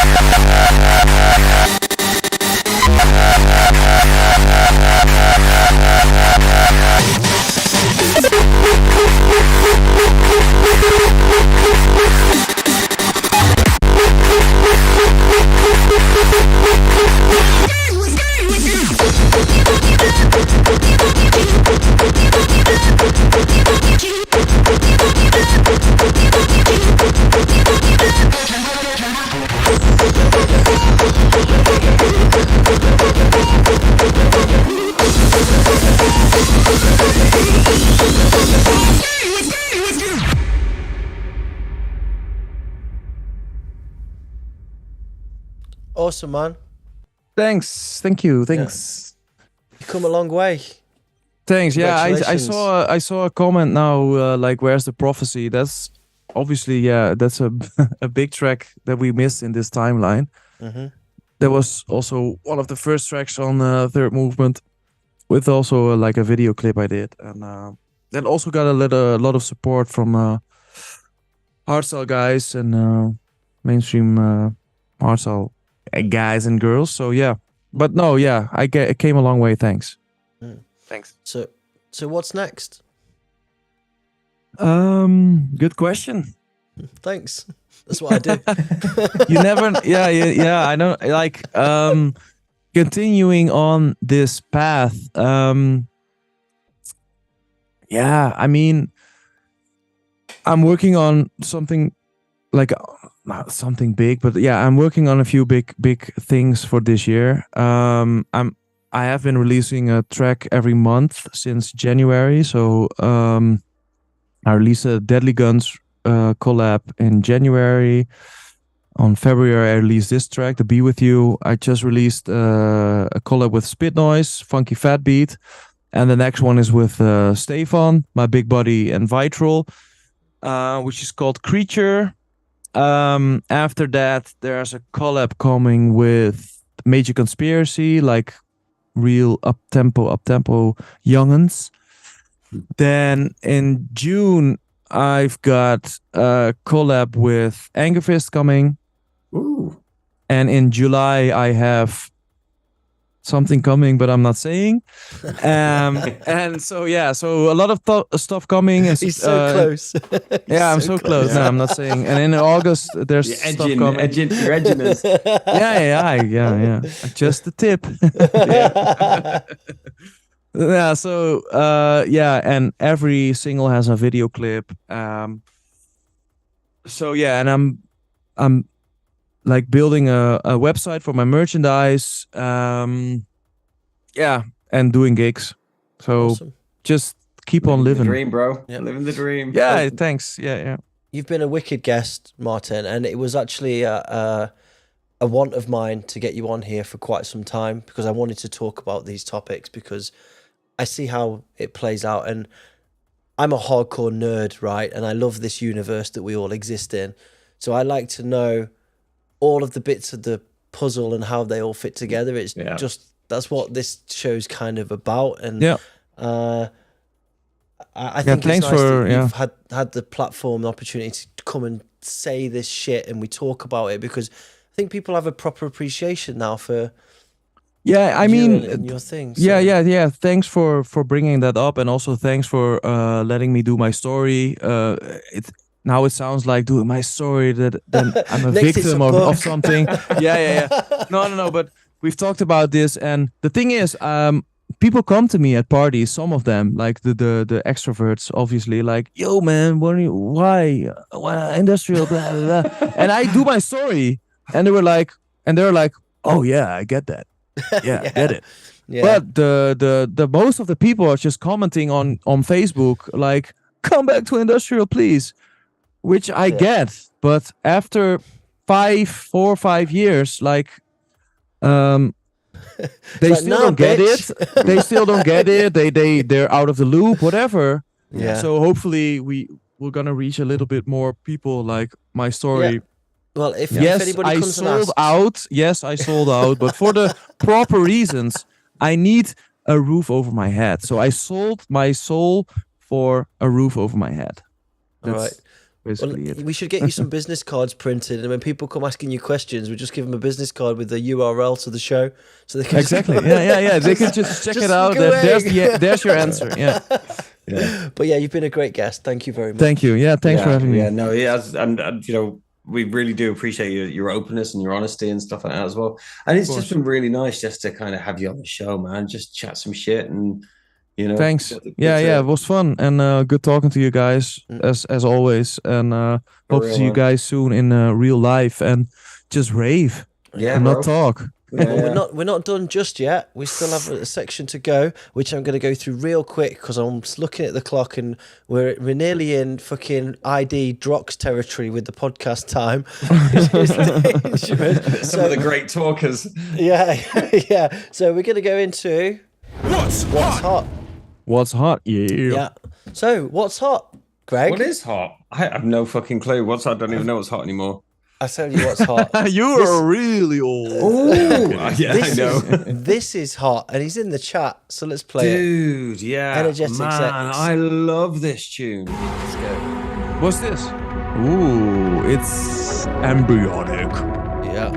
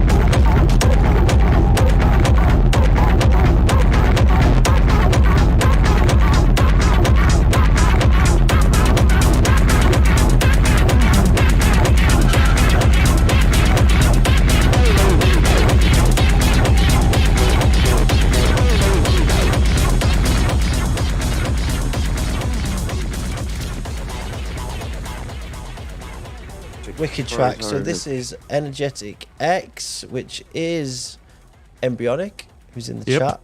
Hey, bro. Big up. Yeah, really, really nice. Kind of like feels like I'm going throwing back to kind of old Mover and PCP vibes, and yeah, just that kind of grinding, rolling. Yeah, lovely. Really, really great track. Really cool on this sub-label from Third Movement, Broken Strain. It's their new techno imprint. I've put a link in the chat to the Bandcamp. Go and support this shit, man. Go get it. Yep. Yep, that's it. We're gonna keep moving. This is this is a quick fire section. Support this shit. Next up, Tripped. Shut up, horny man. Talking to me.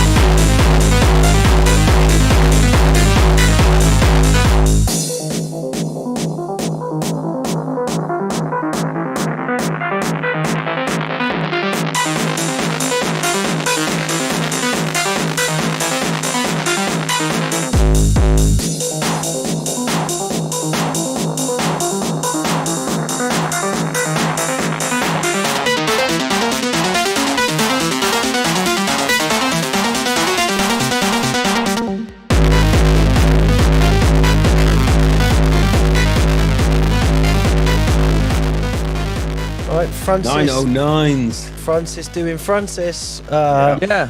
Sick tune. Yep. Madback is relaunched its digital label between vinyls. That's available right now. Put a link in the chat. Again, go and support that shit. Yeah, he's Next actually up. playing Convoi this summer at Paradigm Festival, 12th of August. So Nice. yeah, come check it out. Cool. Such a cool artist, man. So true to his Cool. non-conformist kind of style. It's fucking, it's impressive. Next up, I've got an exclusive, guys. Yeah, this is the first track off the forthcoming Matt Green album. Let's go. Oh, he's back. Yeah, boy.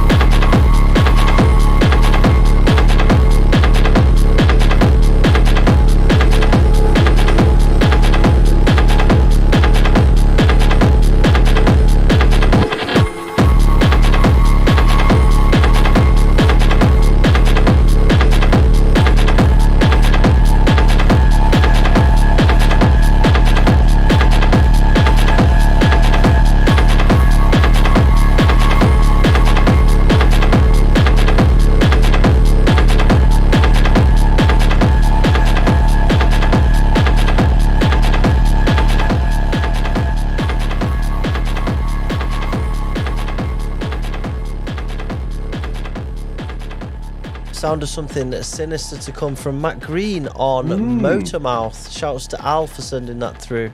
Curious to see what the rest of the album sounds like. Yep. Next up, one you sent actually, Maarten. This is Sickmode and Ruler.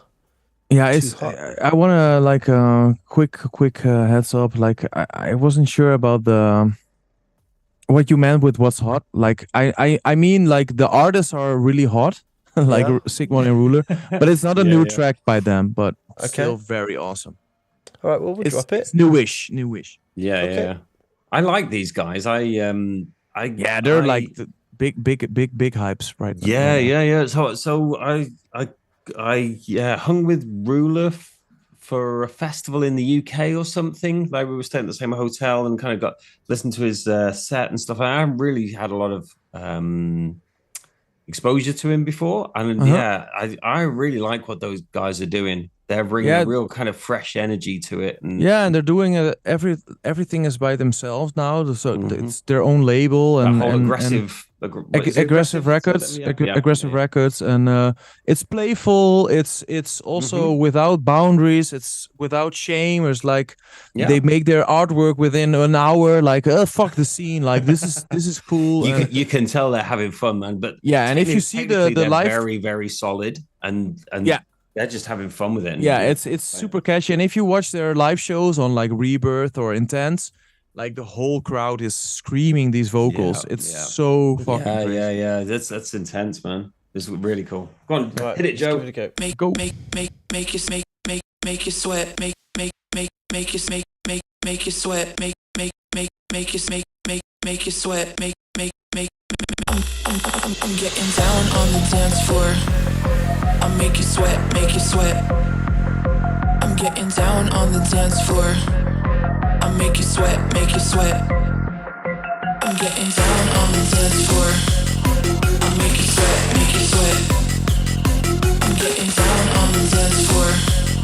I'll make you sweat, make you sweat. Music freedom. Make you sweat, make you sweat, make you sweat, make you sweat, make you sweat, make you sweat, make you sweat,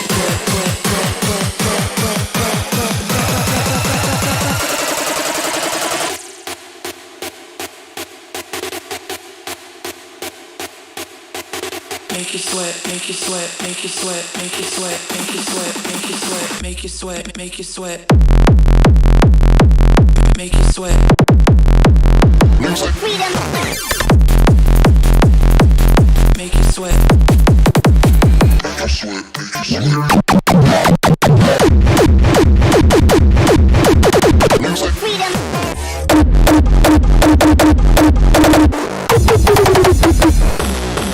Getting down on the dance floor. I'll make you sweat, make you sweat. I'm getting down on the dance floor. I'll make you sweat, make you sweat. I'm getting down on the dance floor. I'll make you sweat, make you sweat. I'm getting down on the dance floor. I'll make you sweat, make you sweat. Music freedom. Make you sweat, make you sweat, make you sweat, make you sweat, make you sweat, make you sweat, make you sweat,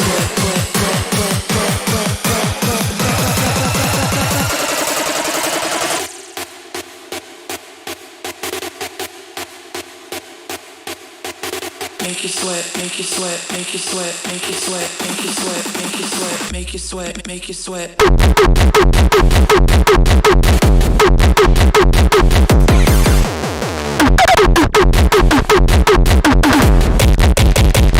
Music freedom, music freedom.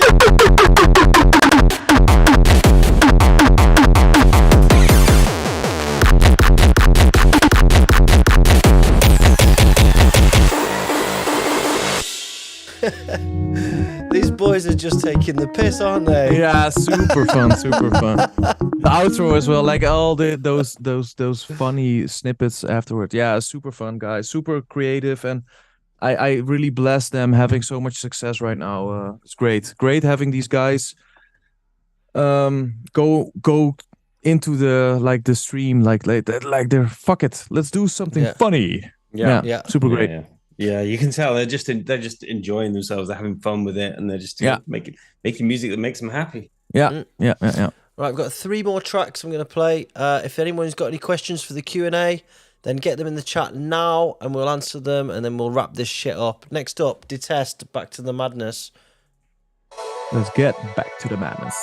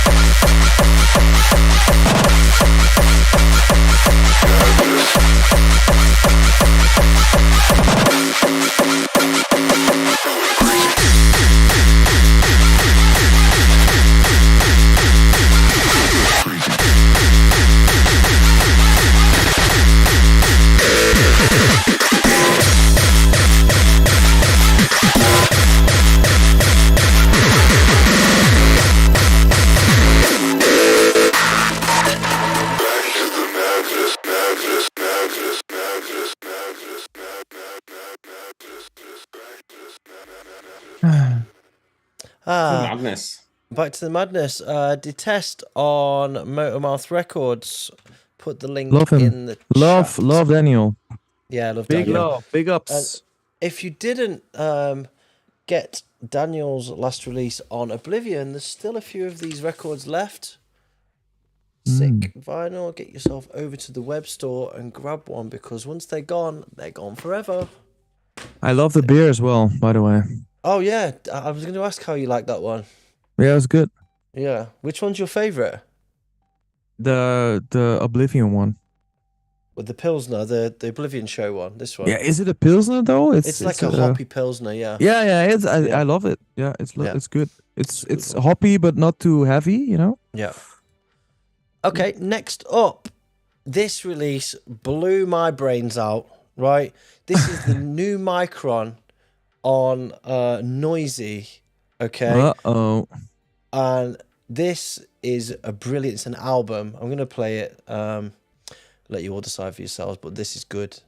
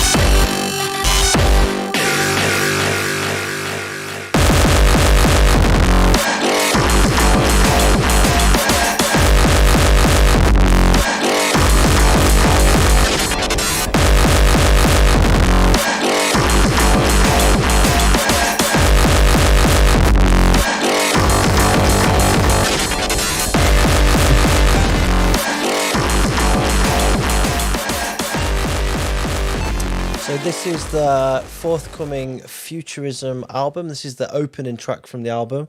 Paul sent me the rest. It's really good. The whole album's like 200, 220 BPM, but it really does what it says on the tin. Proper futuristic sounding hardcore. And yeah, I've got a few of these in my playlist to play at gigs next weeks because it's insane. I love it. Yeah. Real cool. I've put the link in the chat. We have 100 likes. Oh, I thought we were gonna swerve it. I'm going to bed. I can dislike, guys. I can dislike. Then it's 99. So mine says 99. Huh? Mine says 99. Oh yeah. Oh yeah, it's 99. You're lagging, look. bro. Rotterdam internet. It's 99 now. Look, I just removed my. That's like. 101. We can't swerve this. I'm gonna get something. You fucking having a laugh, mate. Okay, I've got to be up in get some 4. I've got to be up in 4 hours or something. Oh, no. Are we really going to get shots? I can't be bothered going downstairs. You just left me. Oh. Seriously, I've got to get a train to Berlin. I've got to be up in like 5 o'clock or something ridiculous. Moan. Yeah, listen to you. I could hear you moaning all the way to the kitchen. Yo.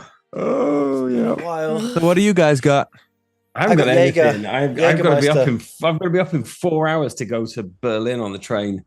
Oh, look. You're skipping. Look at him with his grey goose. I only get Jägermeister on the industrial stage, bro. Sorry.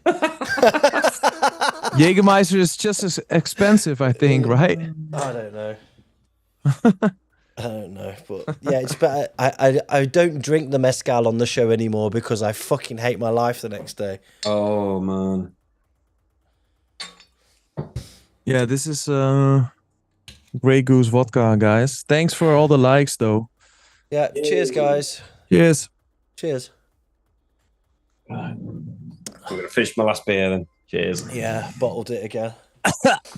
Damn right. Cheers, guys. It's not as good, not like cold and shit. Yeah, indeed.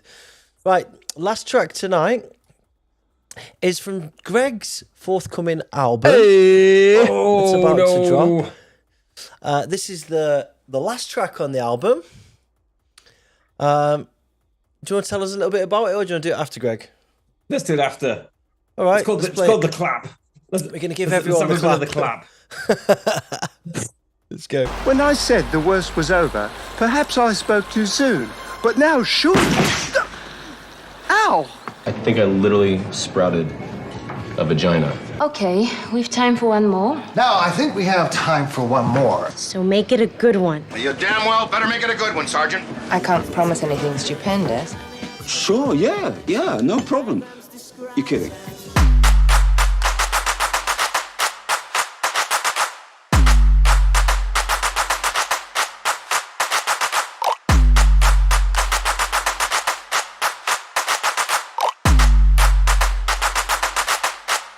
Give it to me like.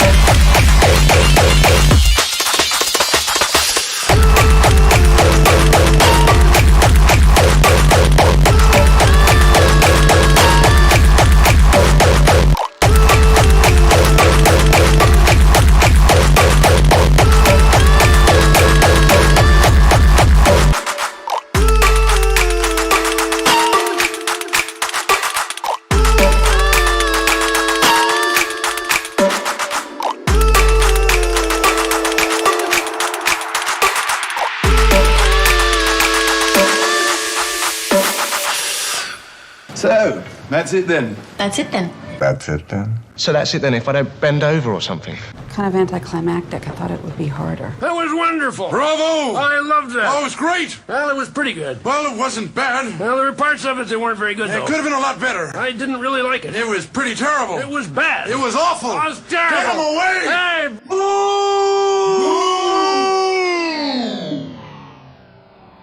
Ooh, damn. Sample selection on point, bruv. Rubbish. Yeah. Yay. Man, Sick. Sick so tune. The album is like a throwback to like 90s like hip hop mixtapes and stuff. So I put all these kind of little skits together that I made out of fucking hundreds of film samples just to make all these stupid little like bad jokes and things like that. And just like I see the agony in your face.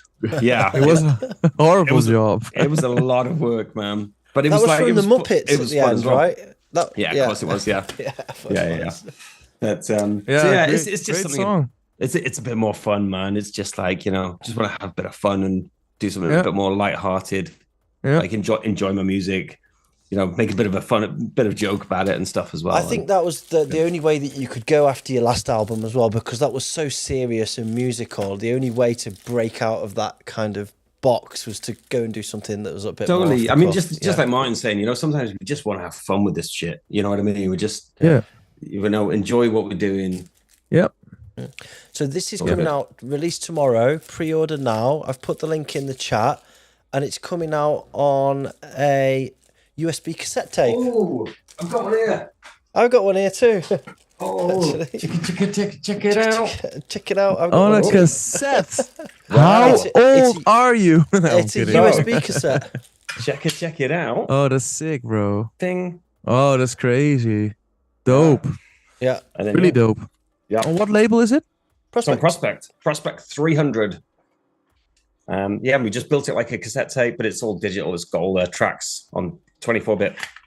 Sick, Masters and bro. stuff in there, and it's all as one long player as well. If you want to, you can just listen to the whole thing as a 1 hour long mixtape.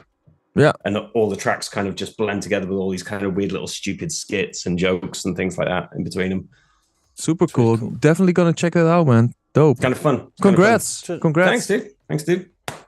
All right, so that is the end of the What's Hot section. Right, we're going to do a few questions and then we're getting the fuck out of here because I'm tired and I'm old. And I'm drunk. Word, brothers. Right, so I've got a question that came in from Randy earlier on, who's at work at the moment, so I'm not sure if he's there, but I'm going to get his question in. So, Dither, what is one of your most memorable times in the studio when collaborating with another artist? Who was it and what was going on at the time? Oh, fuck. Good question. I don't do a lot of collabs in studios, to be honest. Most of the collabs I do is with people, but on like remote, like we send stamps. But,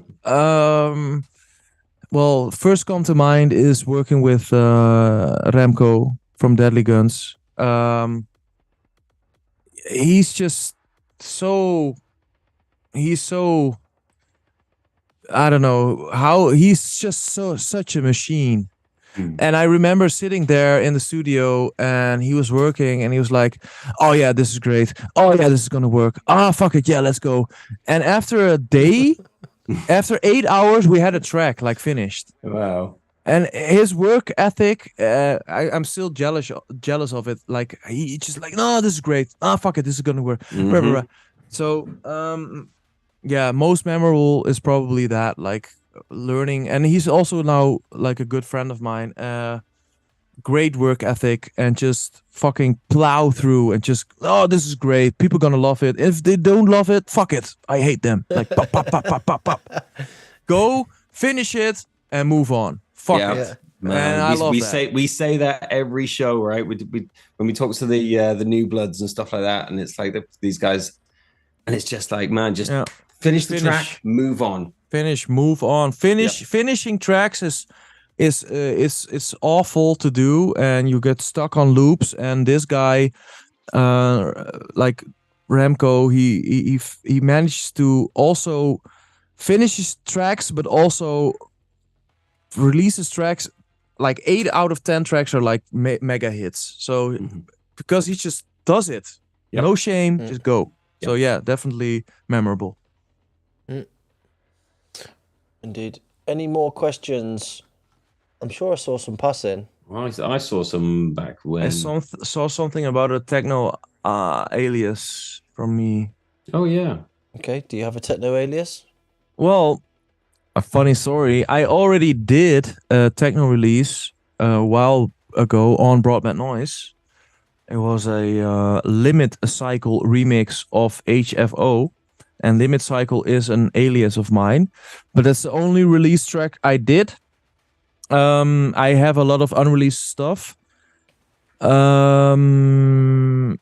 yeah, the stuff I'm doing now in the studio is just for fun. No career or no plans for it. I wanna create a live set of 1 hour or 1.5 hour without a DAW. Like I wanna do everything on groove boxes and samplers. So I'm just back to the roots of the producing. Well, and I'm just making stuff on gear. That's it. Yeah. So you gotta wait. There was a question here in the New Blood. Actually, I forgot about it. I was going to come back to it.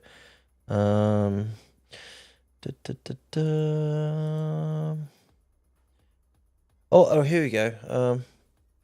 No, hold on. Almost. I'm trying to find it. There's so much stuff here. It was something about being a new DJ. Like, oh, here you go. I found one. What do you think? It. What do you think of the down tempo sound, and the kind of down tempo producers dropping the slower BPMs in hardcore? Yeah, I mean, to be honest, there's only one person at the moment branding it as down tempo, and that is Mad Dog. Yeah. And I think like Danny Angerfist is dropping a few like 150 BPM mainstream stuff, but let's talk about the down tempo stuff Mad Dog is doing, and it's amazing. I love it. We tried to book him for Paradigm, the like Convoi stage this year. He wasn't available, but yeah, I've amazing stuff. Definitely amazing stuff. It fits in the new like in the new era of techno. I think like all the hard techno is getting really too flat. Like it's getting too boring. I love that the techno is getting faster and harder, but it's also getting. It's having the TikTok makeover now. Everybody's going for the hype and the drops. Yeah. And what Mad Dog is doing is great. So yeah, definitely big hype, big ups to Mad Dog. Love it. Yep. Agreed. Right. Agreed. Someone else says, with the rise in 4/4 beats in drum and bass and everything going full circle, what do you think is the projection for the next couple of years? Is this? I mean, is it a question towards me? I guess, yeah. Where do you think that we're like? I mean, I've been listening to drum and bass for. I don't think it necessarily means for long drum and bass, but like, where do you think that like our kind of scenes are going to be going over the next few years? Man, it's so difficult. Okay, so what I have to say about the scene in all music right now, in all scenes, is that after COVID, things have been shifting so fucking fast. Because, and here's the thing, because during COVID, all the producers and musicians and DJs have been releasing their sample packs and the tutorials to earn money. All the new kids have been learning super fast during that time. Yeah. And now there are like new names popping up everywhere, and genres are it's crazy. Like music at the music scene in general is at a super interesting time. Like hardcore, uptempo, techno, hard techno, drum and bass has been in a in a weird state with the jump up stuff as well. So yeah, it's interesting what is happening. It's happening super fast. I'm not even sure I can keep up. Yeah, I hear you. The one thing I do think it's interesting last few years in drum and bass is that it's combining a bit with techno, and I like that. Like the faster techno can combine with the slower drum and bass, and that's what I'm trying to combine with my techno as well, like the 140, 150 drum and bass stuff with the weird like polyrhythm melodies and shit. I love that about drum and bass and techno, like combining that. Yeah, really nice. Oh, that's I've a question here. What is your? This is from Halucihate from the New Blood. What is your opinion on reasonable payment for playing at a club? I've been basically playing with an alcohol payment, free drinks for the night for a local club, but recently in the midst of the night the payment was changed to a restricted alcohol amount without a notice beforehand. Is this a fair price in your opinion? Okay, so there's a few questions in one question.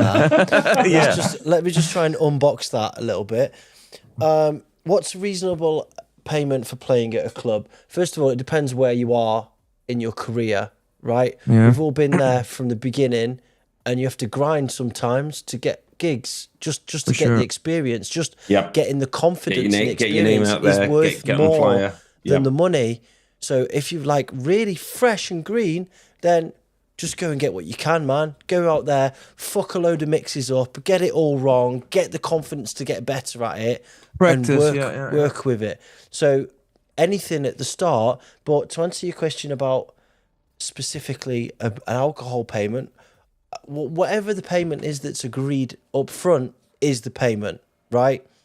That's it shouldn't change during the night. It should depends on how much you drink. Like, they're like, it could be €10. We said free bar, and then they've drunk half the bar already. Well, you wouldn't. It depends on the person. Yeah, I'm going to be bankrupt by the end of the night. Yeah, so just stick to your guns, and what you say is final. Like, don't get fucked about. But the scale is never ending. It goes from nothing to infinite amounts.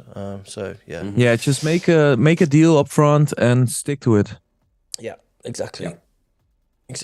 Okay, any more questions, or are we closing up?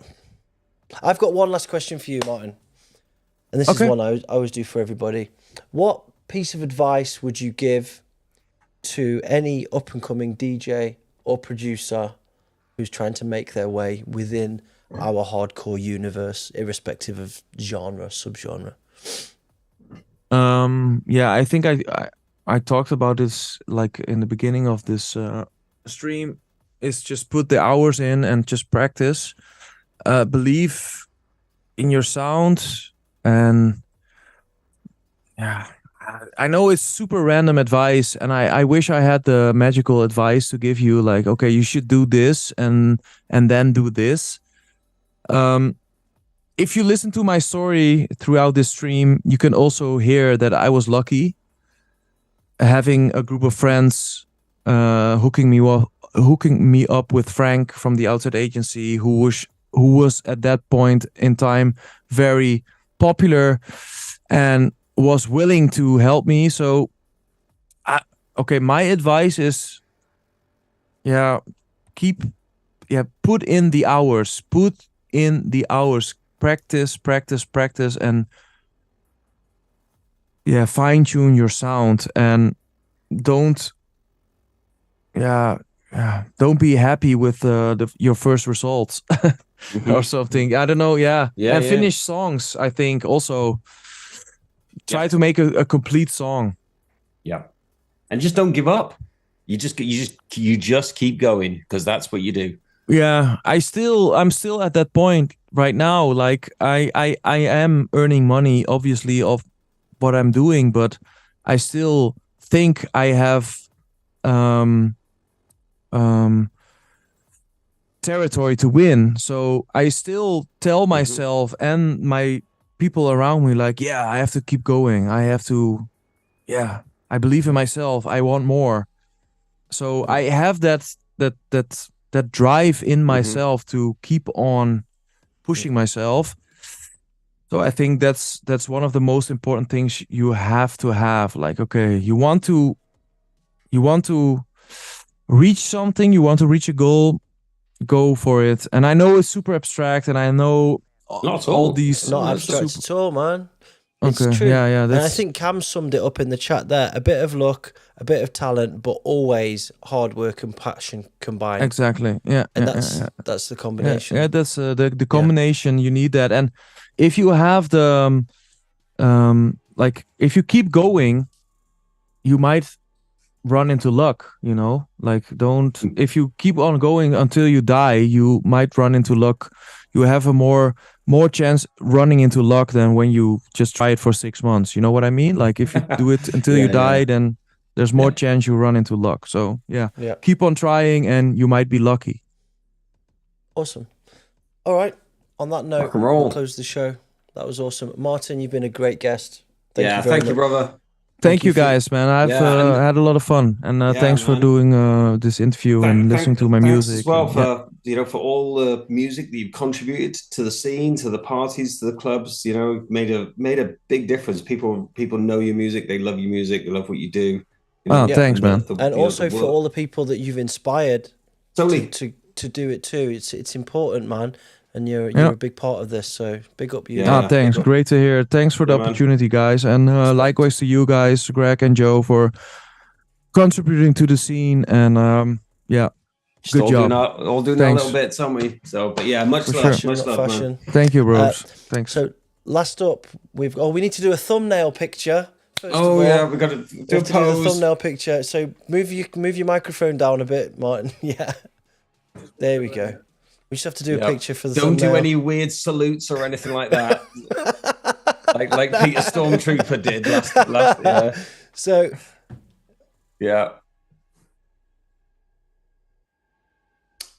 that'll do. There you go, Jay. There's your fucking thumbnail, bro. Right, last up, Greg, we've got your something different. We got a nice one. I've been saving this one for a while. Brainwaltzera, right? Yeah, Brainwaltzera, really, really beautiful track. It's on Analog Force, is it? I think it's a few years old. Aegis of Outdrive. Everything on the label is fantastic, but this is a really, really nice track. Kind of weird breaks, bleeps, bloops, everything. It's lovely. But, thank you, everyone. Right, that's the end of the show. DJ Joe, producer, I'll see you in Berlin. Yep, DJ producer confirmed Signals is coming to the Oblivion channel. See you soon. Bye-bye. Oh, bye. Yeah, bye-bye.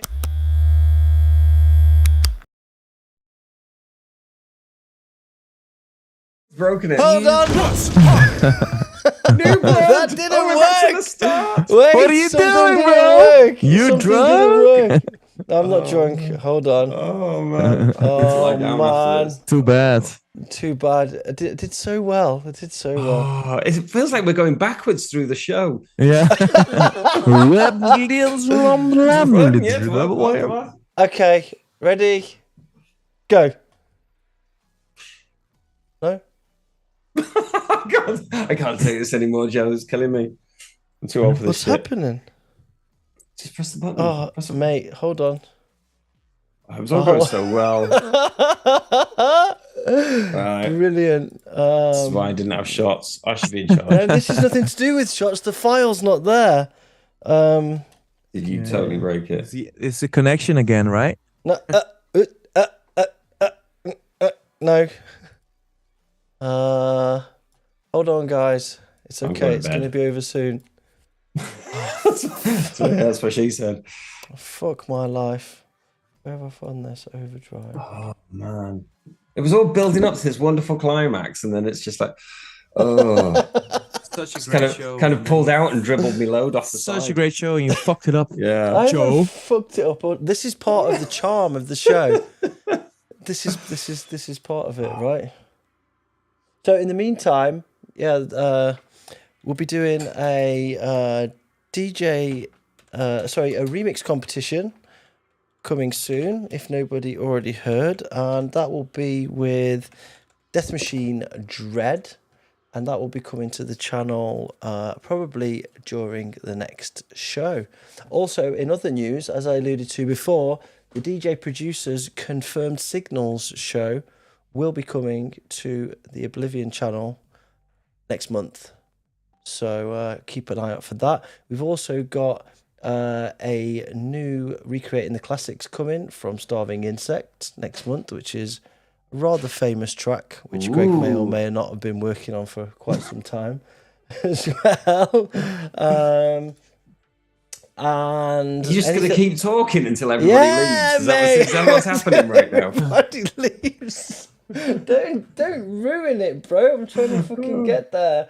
Hold on. Still working on it, bro. Yeah, come on. Yeah, wait, he's multitasking. It's just like there's words coming out of his mouth, and he's just like, yeah. Amazing. Oh my god. Right. Do you know what? We're just gonna have to end without it. Okay, I'll save it for next time then.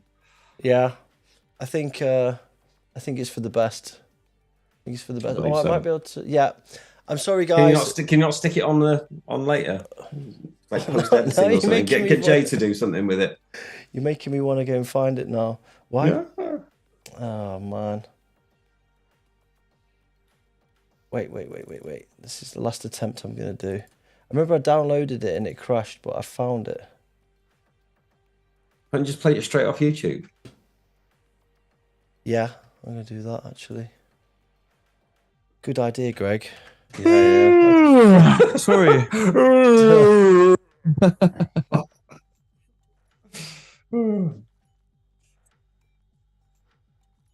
That'd be good. Everyone like the playing right. Anticipation for this fucking hell. I've got it. It best be good now, Greg. Yeah. Wish I hadn't said anything now. Right, here it is. Brainwaltzera. There we go. Night. Night, everybody. Bye-bye. Bye-bye.